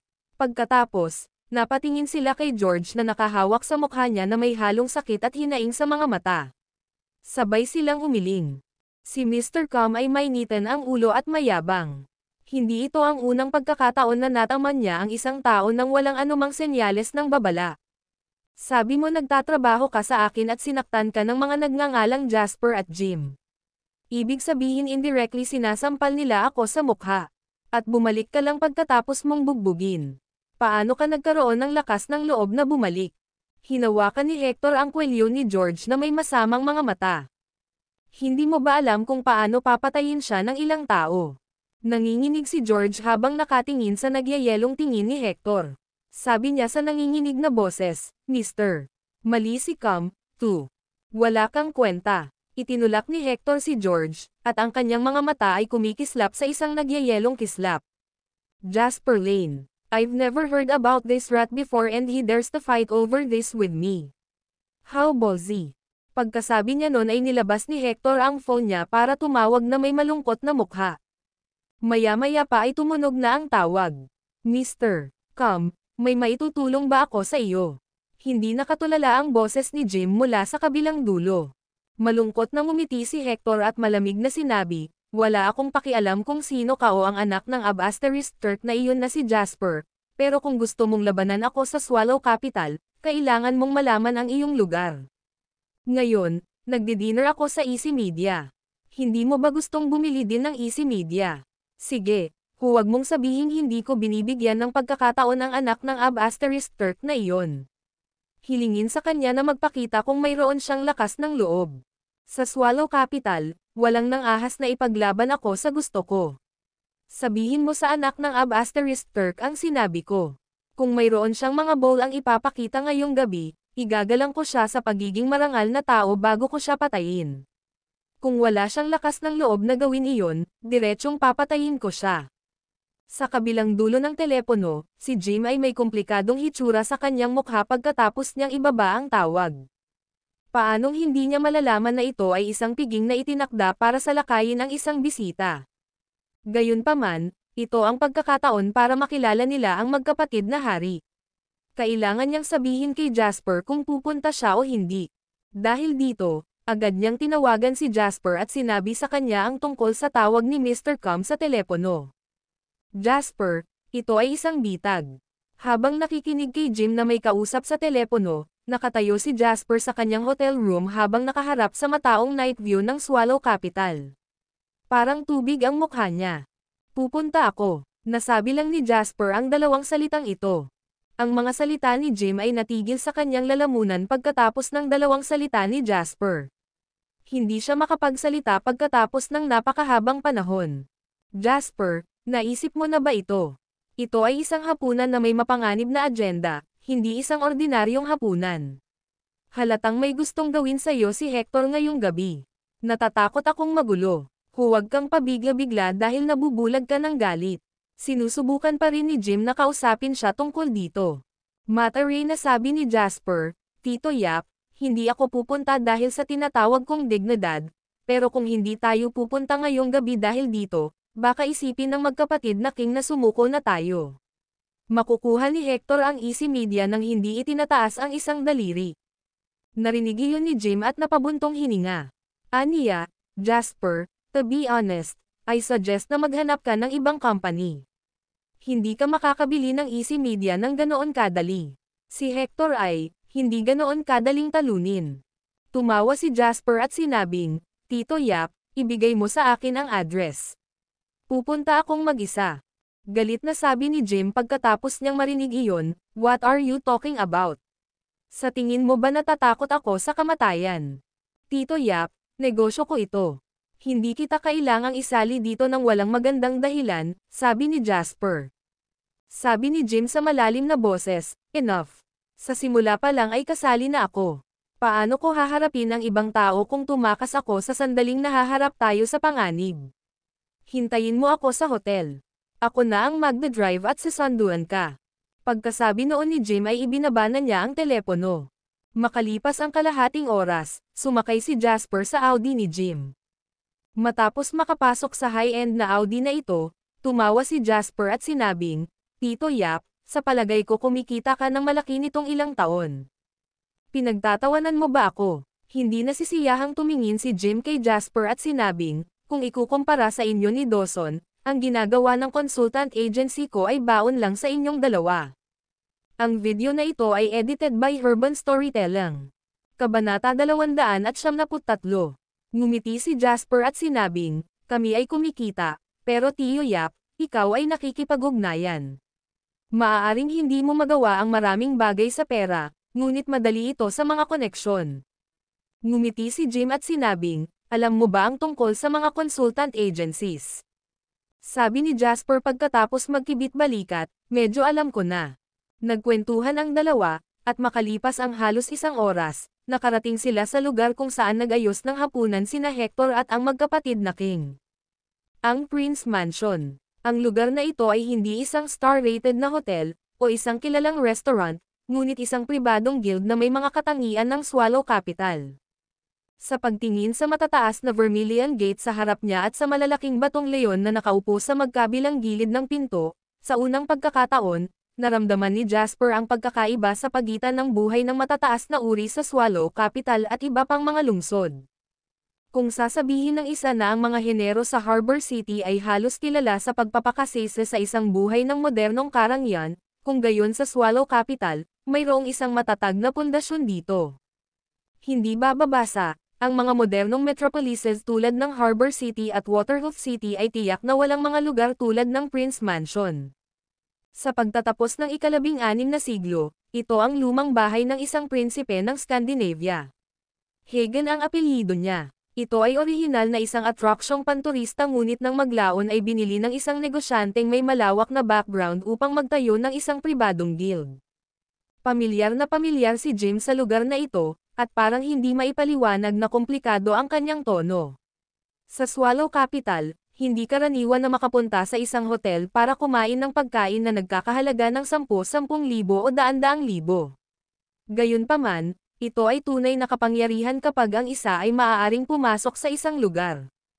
Nagtrabaho ang chef dito sa kusina ng isang palasyo dati at hindi siya bukas sa publiko. Ang mga naturalized na miyembro lamang ang maaaring pumasok. Ang taunang bayad para sa isang membership card sa lugar na ito ay $1,000,000 summer dollars, ngunit isa pa rin itong ordinaryong card na may pinakamababang antas. Tanong ni Jasper, nakakasya ka ba sa mga kinakailangan para maging miyembro dito?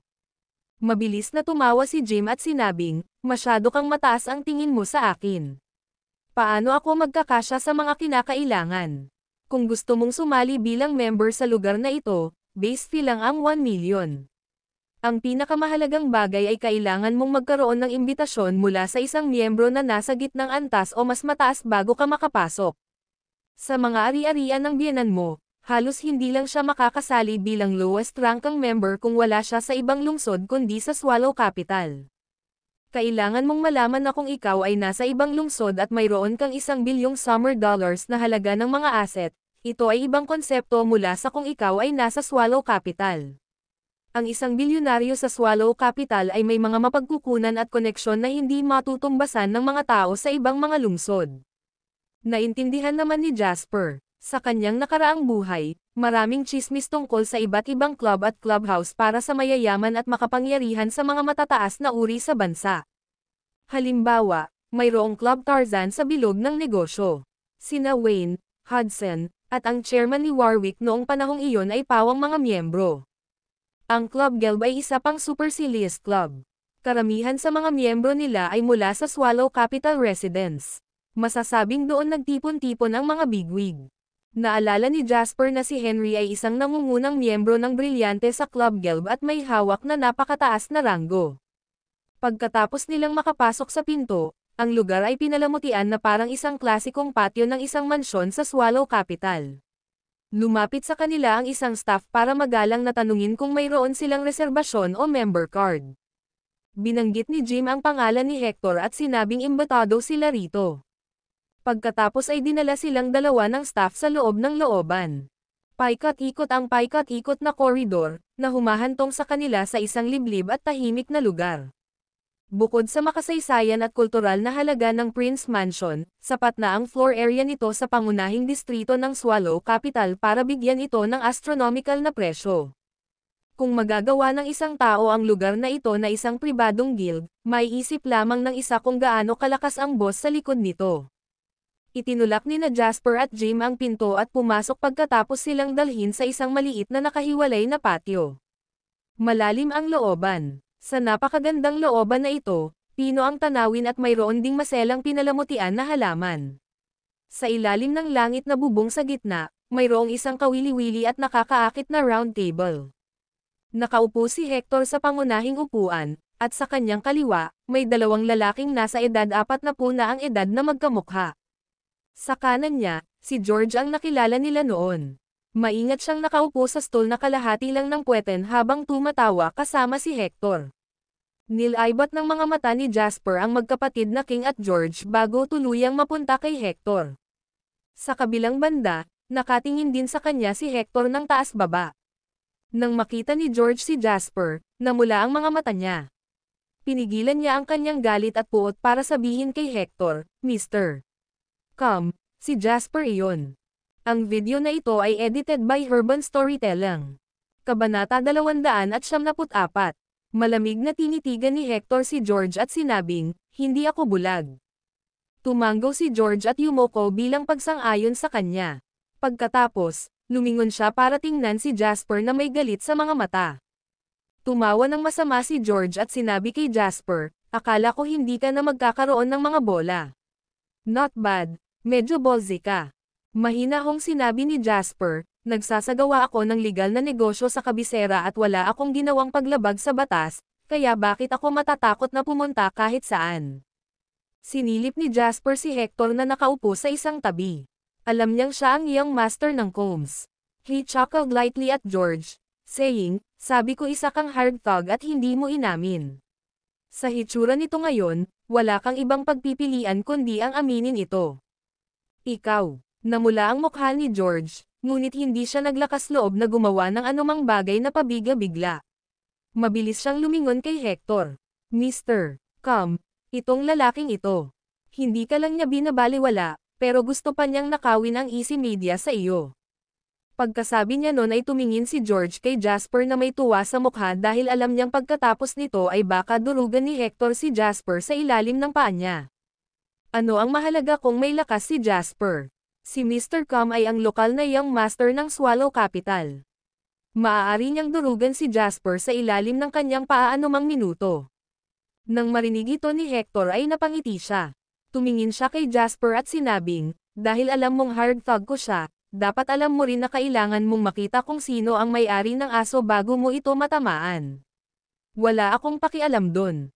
Binugbog mo si George, pero naglakas loob ka pa ring bugbugin siya kahit na sinabi niya ang pangalan ko. Ibig sabihin, hindi mo ako nirerespeto. Kumuha si Hector ng basang tisyo para panasan ang kanyang mga kamay. Ang kanyang mga mata ay mukhang masama habang siya ay malungkot na sinabi, at sino man na hindi gumagalang sa akin sa Swallow Capital ay magbabayad ng isang kakila-kilabot na halaga. Ang pagmamataas at mapangahas na karakter ni Hector ay naging dahilan upang magkaroon ng banayad na pagbabago sa kanilang mga ekspresyon sina Jim at ang magkapatid na King na tahimik sa buong panahon. Si Jasper lang ang mukhang walang pakialam. Siyempre, hindi ako magpapakagago sa galit na aso na gustong kumagat sa akin. Sa halip, sisipain ko ang ilang ngipin nito. Kung ano ang pakiramdam ng may-ari. Ikaw ang hindi nakatali ng maayos kaya sinapak ko na lang siya. King Bulsh T. Galit na galit si George. Bigla siyang tumayo at tinuro si Jasper bago umungol, sino ka sa tingin mo? Paulit-ulit mo ang salitang baliw na aso. Sinong tinatawag mong baliw na aso? Yung may pinakamalaking reaksyon, mahinang sabi ni Jasper. Naramdaman ni George ang paghinga niya habang nakatitig kay Jasper.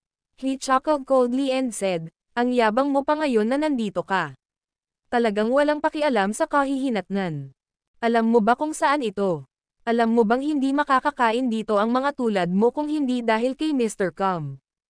Alam mo ba kung gaano kalaki ang disparity mo kay Mr. Come? Ikaw ay isang tao lamang na may limitadong paningin. Huwag isipin na ikaw ay nasa tuktok ng mundo dahil lamang sa mayroon kang ilang mga barya. Mas maraming tao ang mas magaling kaysa sa iyo sa mundong ito. Walang mga disadvantages sa pagpunta. Upang makita ang mundo para magkaroon ng mas maraming karanasan. Kitang-kita ni George ang kasiyahan sa kanyang masamang mukha. Nagpakita siya ng tingin na para bang nakatataas siya sa lahat habang masama ang tingin niya kay Jasper. Mr. Tama si Come. Tulala ka lang. Si Mr. Come ang napakabigay sa iyo ng pagkakataong makita siya. Kung sa akin lang, dudurugin na lang kita ng isang pitik ng palso. Sa tingin mo ba ay karapat-dapat kang kausapin si Mr. Come? Satisfying mukha ni Hector habang nakikinig sa sinabi ni George. Bakit kailangan niya ng hard thug gaya ni George? Ito ay para magsalita sa ngalan niya kapag siya ay nasa mga sitwasyon kung saan hindi niya kaya. Halata naman na kamangha-mangha ang naramdaman niya pagkatapos ng patuloy na pagsuso sa kanya ni George. Bumantong hininga si Jasper at sinabing, bihira na makakita ng isang tao na nakakaramdam ng napakahusay bilang isang aso. Natuwa si George, ngunit sa sumunod na segundo, natigil ang kanyang ekspresyon. Ang mga pagbabago sa kanyang ekspresyon ay mukhang napaka-interesante. You little bee ***, anong sabi mo? Nakakatakot ang mukha ni George. Gusto niyang lumunin ng buo si Jasper. Hindi mo ba narinig na tinatawag kang aso ni Jasper? Napangiti si Jim at sinabing, bilang isang taong kapareho mo sa industriya, ito ang unang pagkakataon na ipinapahiya mo sa akin na mapahiya ako sa industriyang ito. Tingnan mo ang iyong walang kwentang sarili. Gusto mong humiga sa sahig at dilaan ang sapatos ni Hector ng malinis, tama ba? Halos sumabog ang baga ni George sa sinabi ni Jim dahil sa galit. Tiningnan niya si Jim na may mapait na hinanakit at umungol, ano ang ikinatutuwa mo? Ikaw na ba ang magsalita? Sapat na, mahinang sabi ni Hector. Tumingin siya kina Jasper at Jim na may pagtataka sa mga mata. Aniya, huwag kang humingi ng 1 milya kapag binigyan ka na namin ng 1 pulgada. Ito ang Swallow Capital, naiintindihan mo ba? Mr. Mr. Lane, dahil nandito tayo para pag-usapan ang negosyo, bakit hindi natin talakayin ang paksa? Ang isa sa magkapatid na King, si Leo King, ay nagsabi ng awkward na tumulong upang malutas ang hindi pagkakaunawaan. To be honest, ayaw talaga niyang mapamagitan sila. Sa sandaling ito, lihim siyang nagsisisi sa paghihintay ng mas magandang alok. Ang video na ito ay edited by Urban Storytelling. Kabanata 275. Kung alam nilang napaka-demanding ni Hector, dapat ay binenten na lang nila ito kaagad. Sa ngayon, napakahirap para sa kanya na lumayo sa sitwasyong ito. Hindi niya kayang masaktan si Hector at ayaw na niyang malaman pa kung sino si Jasper dahil sa nakikita niya ngayon, siguradong hindi si Jasper ang karibal ni Hector. Kaya naman hindi niya naisip na makipag-ugnayan kay Jasper. Nagdesisyon pa siya na kung hindi masyadong babaan ni Hector ang presyo, ibebenta na lang niya ang kumpanya. Iniisip ito ni Leo habang inaayos ang sarili nang makitang nasa magkaaway na silang dalawa. Wala sa kanya kung mag-away ang dalawang ito hanggang sa kanilang kamatayan, ngunit dahil narito siya, walang alinlangang kasali rin siya rito. Hindi kayang i-provoke ni Leo ang mga lalaking ito. Natawa si Hector sa pahayag ni Leo at sinabing, tama, ayaw naming lumabas ang balita tungkol dito at tawagin ako ng mga tao na maliit dahil sa hindi pagpayag ng isang tao na kumain. Pagkasabi niya nun ay winigayway ni Hector ang kamay niya. Ihain ang pagkain. Mabilis na inilabas ng mga server ang lahat ng uri ng pagkain. Lahat sila ay naamoy, tumingin, at napakasarap. Mahihirapan silang makahanap ng ganitong pagkain sa ibang lugar. Gayunpaman, walang sino man sa hapag ang may ganang kumain. Sabi ni Hector, desidido akong makakuha ng easy media kaya please, Mr. Kings, bigyan mo ako ng magandang presyo.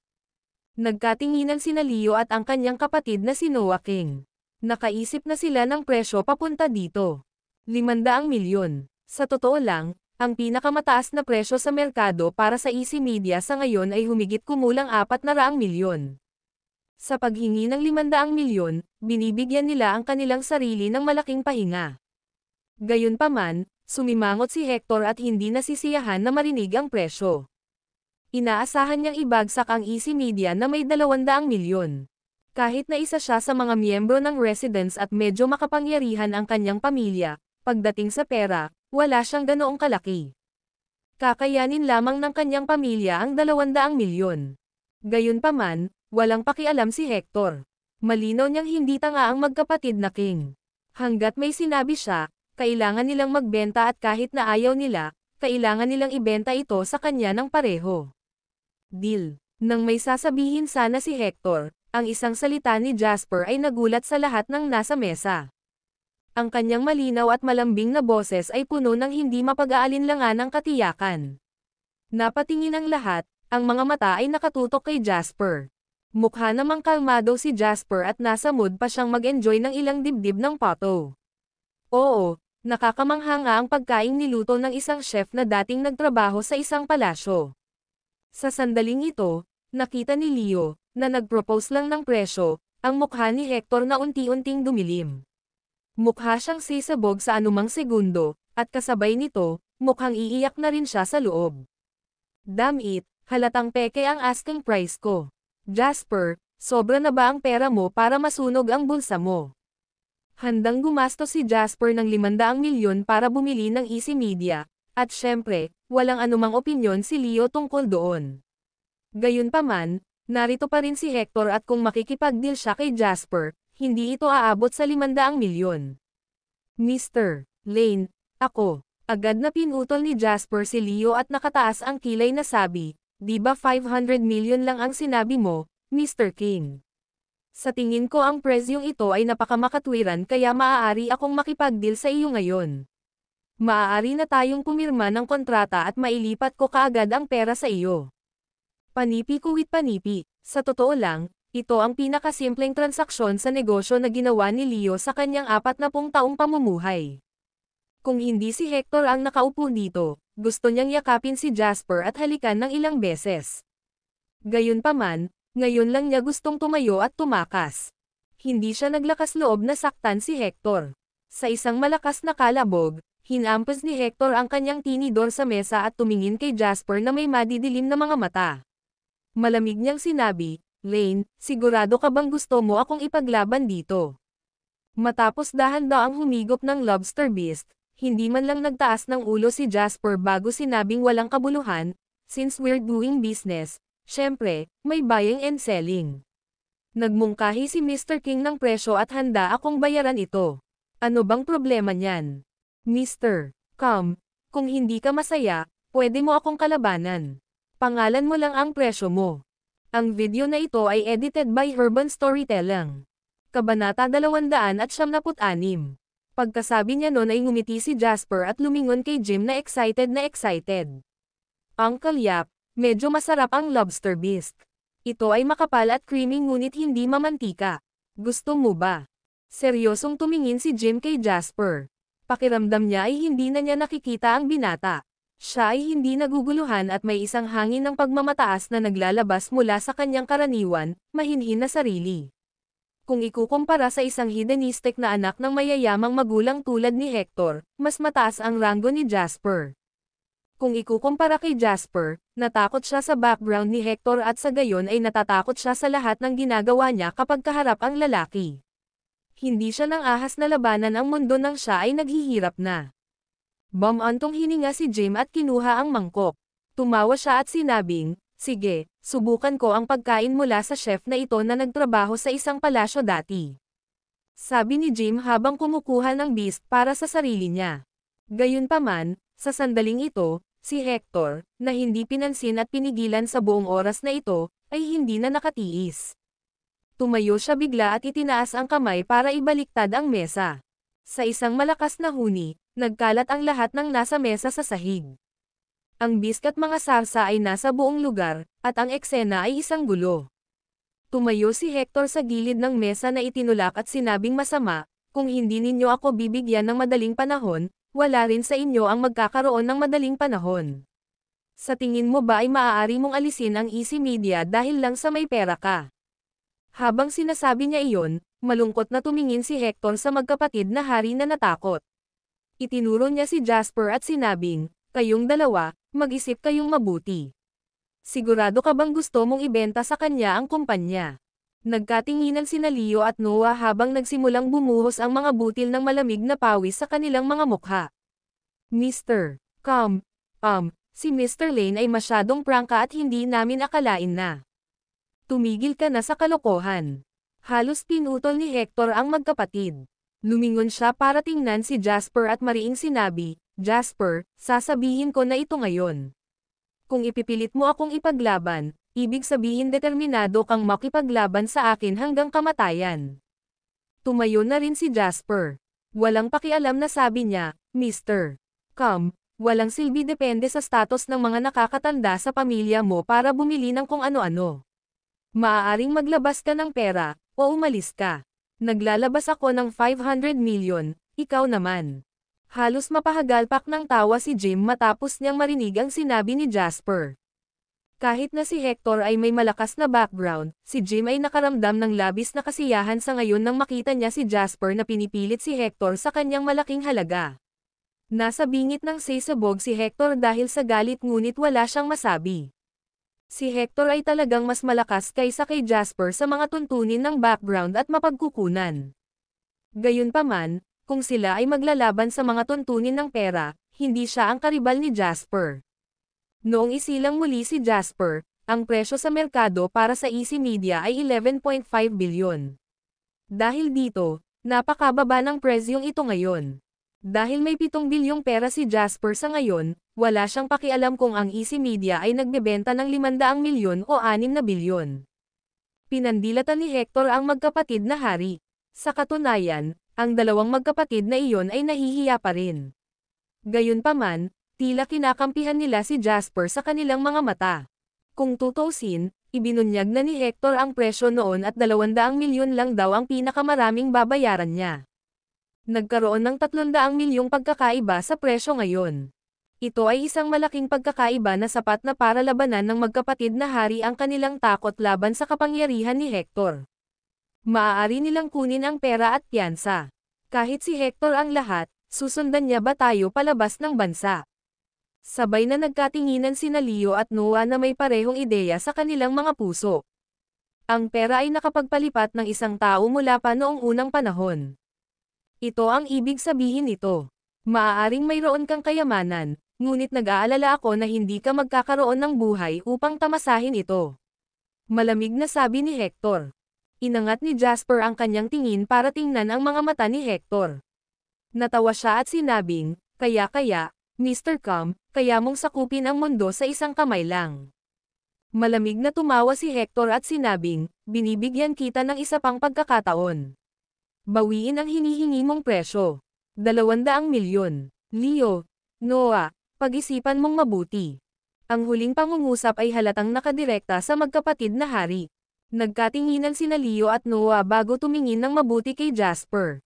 Ang subconscious move na ito ay labis na ikinagalit ni Hector na gusto niyang matamaan ang isang tao. Ngumiti si Jasper nang walang pakialam at sinabing, Mr. Leo, Mr. Noah, hindi ko babawiin ang presyo ng alok ko. Bibili ako ng 500 milyon. Dapat mong isipin kung kanino mo gustong ibenta ito. Ito ang unang pagkakataon na nakaramdam ng matinding galit si Hector matapos tingnan ang magkapatid na King na nahuhulog sa isang dilema. Bagay na ito sa bag, ngunit hindi niya inaasahan na sasaktan siya ni Jasper gamit ang kanyang kapital. Ngayon, walang pakundangan na inaatake siya ni Jasper gamit ang kanyang pera tulad ng kung paano niya ginagamit ang kanyang kapangyarihan at background para yumukod ang mga tao sa kanya. Sinabi ng magkapatid na King 500 milyon. Tapos, fine, 500 milyon. Si Jasper ang bibili. Ang video na ito ay edited by Urban Storytelling. Kabanata 277. Gayunpaman, ano ang magagawa ni Hector? Hindi niya nagawang kumuha ng 500 milyon. 200 milyon na ang kanyang ganap na limitasyon. Palagi siyang umaasa sa kanyang kapangyarihan at background. Palaging matagumpay si Hector sa bawat pagsisikap at ito ang unang pagkakataon na napagtanto niya kung gaano siya kahirap. Nang maisip niya ito, naramdaman ni Hector na umakyat ang kanyang dugo sa kanyang utak. Ang paraan ng pagtitig niya kay Jasper ay kasing sama ng isang makamandag na ahas. Jasper, kahit na bumili ka ng Easy Media, hindi ka ba nag-aalala na hihilingin ko sa bawat industriya na isara ang iyong kumpanya? Nang sabihin niya ito, napangiti si Hector at sinabing, kapag nangyari iyon, bawat celebrity sa Easy Media ay hindi papayagang kumuha ng anumang mga patalastas o gumawa ng anumang mga album. Hanggat ito ay isang pelikula o isang serye sa TV mula sa iyong kumpanya, hindi sila makakapag-premiere sa buhay na ito. Napangiti si Jasper nang maharap siya sa mga pagbabante ni Hector. Sabi niya, anong malalaking salita, Mr. Calm. Dahil sinasabi mo ito, may sasabihin din ako sa iyo ng maaga, Mr. Calm. Sa hinaharap pagkatapos kong bumili ng Easy Media, isasama ko ang lahat ng industriya sa pinakamabilis na aking makakaya. Kapag nangyari iyon, ang anumang kumpanya ng entertainment sa ilalim ng iyong pangalan ay nasa blacklist ng Easy Media. Pinagtatawanan mo ako, tapos ganun din ang gagawin ko sa'yo. Hindi mo ba iniisip ang tungkol sa pagtatrabaho sa Easy Media? Gusto kong makita kung ako ba ang makakayanan ang kawalan o kung ikaw ang makakayanan nito, Mr. Calm. Naikuyom ng mahigpit ni Hector ang kanyang mga kamao matapos marinig ang sinabi ni Jasper. Ang kanyang mga ngipin ay gumagawa ng mga basag na tunog mula sa kanya na napakalakas. Hindi siya nagkaroon ng ganoong intensyon na pumatay ng tao. Gayunpaman, alam niya kung nakapaglabas si Jasper ng 500 milyon para makabili ng Easy Media nang hindi man lang kumukurap, kung gayon ay talagang may pera siya para makipag-usap sa kanya. Kung nangyari iyon, mas malaki ang problema niya. Hindi ka mangangahas. Umungol si Hector. Hindi, gagawin ko. Kalmadong tumanggaw si Jasper. Tumawa ng masama si Hector at sinabing, sige. Perpekto. Lumingon siya at tinitigan ng masama ang magkapatid na hari. Walang emosyong sinabi ni Hector, nagbebenta ka ba kay Jasper o sa akin? Napalunok si Leo ng laway at naghahaman na sinabi, Mr. Come, may napakalaking pagkakaiba sa presyo. Bakit hindi mo dagdagan ng kaunti? Namula ang mukha ni Hector. Napatingin siya kay Jasper na may kasamang sama ng loob. May balak kasi siyang manghiram kay kuya mamaya. Baka makakuha siya ng 10 milyon. 250 milyon, sabi ni Hector sa pamamagitan ng pagngangalit ng mga ngipin. Ito na ang kanyang limitasyon.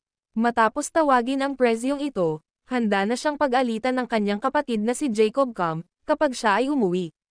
Nagkatinginan muli sina Leo at Noah. Ipinanganak sila sa Swallow Capital. Kung hindi ito ang huling paraan, hindi rin nila gugustuhing ilipat ang buong pamilya sa ibang bansa. Pagkatapos, sa kritikal na sandaling ito, nagsalita si Jasper. 600 milyon. Huminga ng malalim si Hector. Galit na galit siya, pero at the same time, nabigla rin siya. Isa pa, may bahid ng inggit at kasakiman na ayaw niyang aminin. Hindi niya inaasahan na ganoon kay Amon at kahanga-hanga si Jasper. Siya ay nagngangalit ng kanyang mga ngipin at maaari lamang kumuha ng dagdag na 50 milyon. Ito na ang kanyang limitasyon. Gayunpaman, tinaasan ni Jasper ang kanyang alok na presyo ng isa pang 100 milyon nang hindi man lang natatakpan. Paano siya makakalaban yan? Ang walang kabuluhang dalawang salitang iyon ay parang huling straw sa huling linya ng depensa ng magkapatid na King. Ngayon, ang sukat sa puso ng magkapatid ay ganap na nakahilig kay Jasper. Mr. Lane, pirmahan na natin ang kontrata. Ang aming kinakailangan ay isang agarang paglipat ng pera. Kinagat ni Leo ang kanyang mga ngipin at hindi naglakas loob na tingnan ang sobrang madilim na mukha ni Hector habang sinasabi niya kay Jasper. Bahagyang ngumiti si Jasper at tumingin kay Hector. Sabi niya, nakakahiya ka yata ngayon, Mr. Camp. Kawawa naman. Ang isang bagay na hindi ako nagkukulang ay pera. Nagkibit balikat si Jasper at kinuha ang kanyang checkbook para direktang magsulat ng tseke. Hinubad niya iyon at ibinigay kay Leo. Tahimik niyang sinabi, 600 milyong tseke mula sa commercial bank. Maaari kang mag-cash out anumang oras. Mayroon kang bola. Namumula ang mga mata ni Hector habang pinagmamasdan sina Leo at Noah na masayang kumukuha ng tseke. Pakiramdam niya ay namamaga ang mukha niya matapos masampal ni Jasper. Ungol niya at umungol. Anak, huwag mong kalimutan kung saan ang lugar na ito.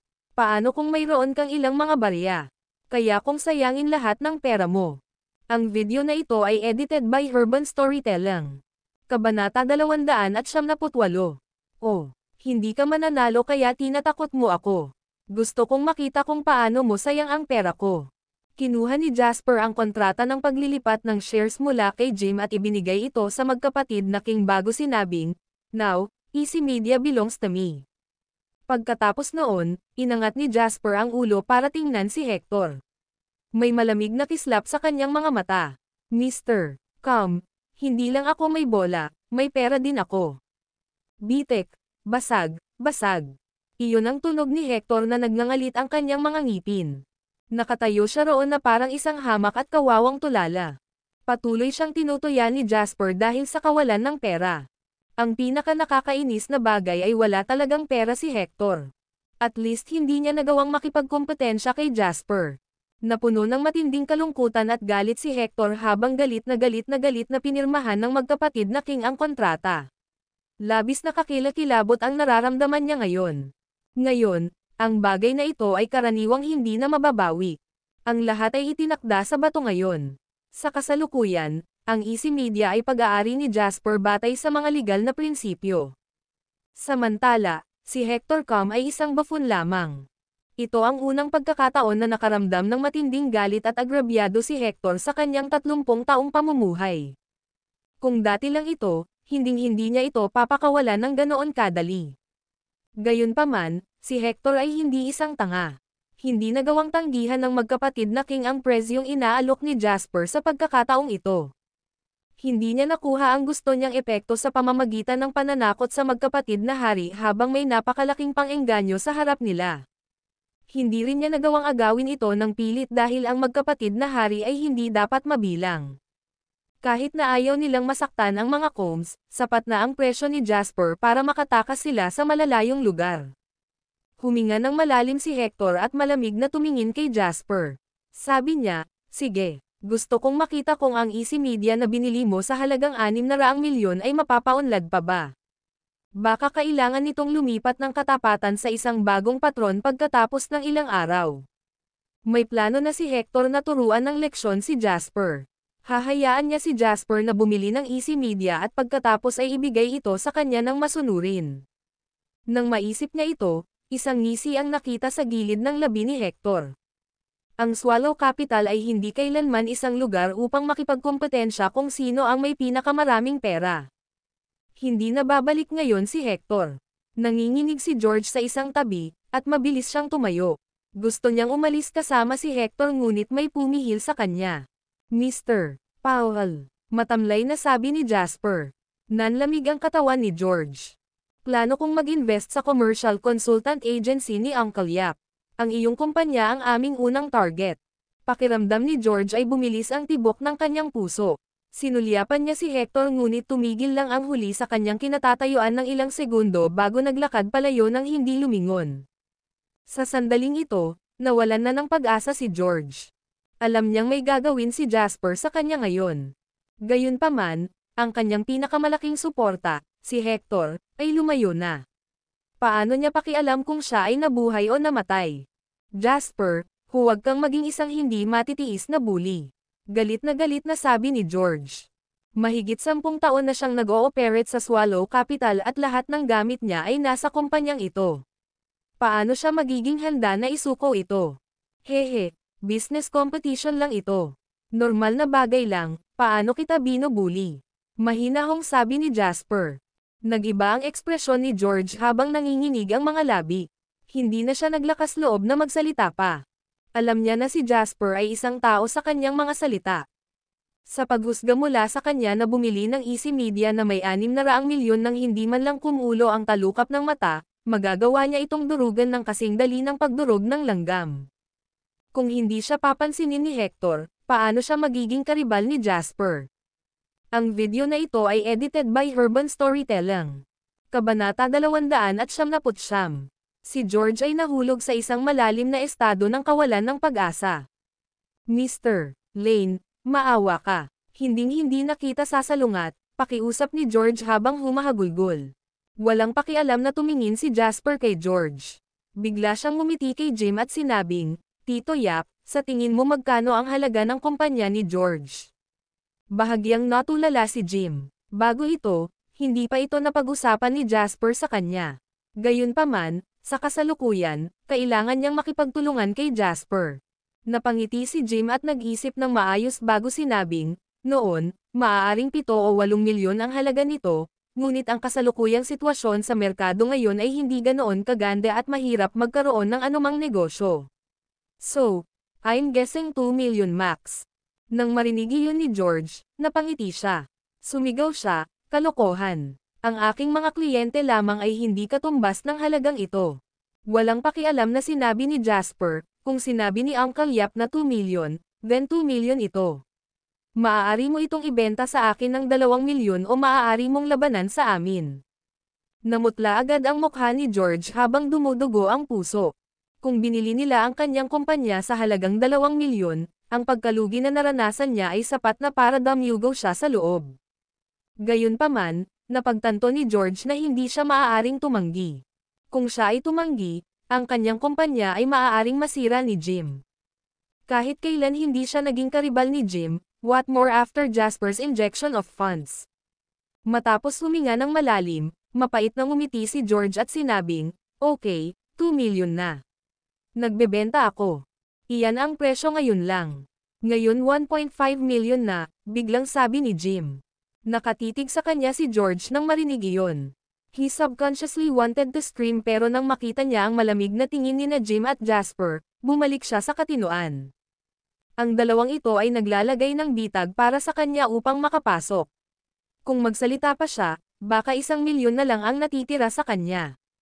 Naikuyong niya ang kanyang mga kamao at sinabi sa pamamagitan ng pagngangalit ng mga ngipin, "Okay." Sa sandaling ito, labis na nagsisisi si George. Dapat ay hindi na niya na-provoke si Jasper.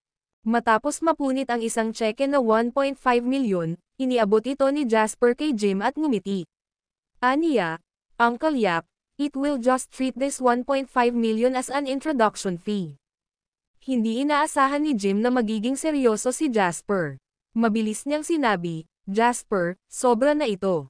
Habang sinasabi niya iyon ay nakita niya ang pagkinang sa mga mata ni Jasper at mabilis na tumigil sa pagsasalita. Napangiti siya at kinuha ang tseke. Sabi niya, "Sige, kung may kailangan ka sa hinaharap, ipaalam mo lang sa akin." Sa pamamagitan ng tseke sa kanyang mga kamay, alam ni Jim na ang bayad sa pagpapakilala na ito ay hindi lamang isang simpleng 1.5 milyong summer dollars. Sa halip, niregalo niya sa kanya ang buong kumpanya ni George. Ang kakayahan ni Jim ay agad natataas. Ituturing siyang isa sa mga nangungunang kumpanya sa industriya ng komersyal na pagkonsulta sa Swallow Capital. Hindi ba ito ang napanaginipan niya? Kung ikukumpara sa cash na premyong 1.5 milyon, ang kumpanya ni George ang tunay na regalo. Kung hindi tinakat ni Jasper si George, hinding-hindi ibebenta ng lalaki ang kanyang kumpanya. Ngayon, ang lahat ay inaasahan lamang. Napakaganda ng binata na ito. Tumingin si Jasper sa magkapatid na hari at sinabi, "Mr. Leo, Mr. Noah, ano na ang plano mo ngayon?" Mapait na ngumiti si Leo at sinabing, "Mananatili tayo sa Swallow Capital nitong 2 araw. Pagkatapos makumplito ang mga pamamaraan sa iyo, maaari kaming umalis sa Swallow Capital pansamantala. Iisipin na lang natin ang future pagdating ng future." Tumanggo si Jasper. Naunawaan niya ang takot ng magkapatid na hari para kay Hector. Mabuti naman. Hindi ito hahayaan ni Hector ng ganoon kadali, walang pakialam na sabi ni Jasper. Nakaupo lang si Noah sa isang tabi at hindi gaanong sinabi sa buong oras na ito. Sandali siyang nag-alinlangan bago sinabi kay Jasper, "Mr. Lane, I should advise you na kahit napakahirap pakitunguhan ni Hector, mas mahirap pakitunguhan ang kapatid niyang si Jacob. Napakalaking kawalan na ang dinanas ni Hector sa pagkakataong ito, kaya hindi siya madaling sumuko. Mas magiging mahirap kung magpasya si Jacob na ipakita ang kanyang mukha. Kaya, Mr. Lane, kung mayroon kang anumang mga koneksyon ngayon, dapat kang makipag-ugnayan sa kanila upang gumawa ng mga paghahanda."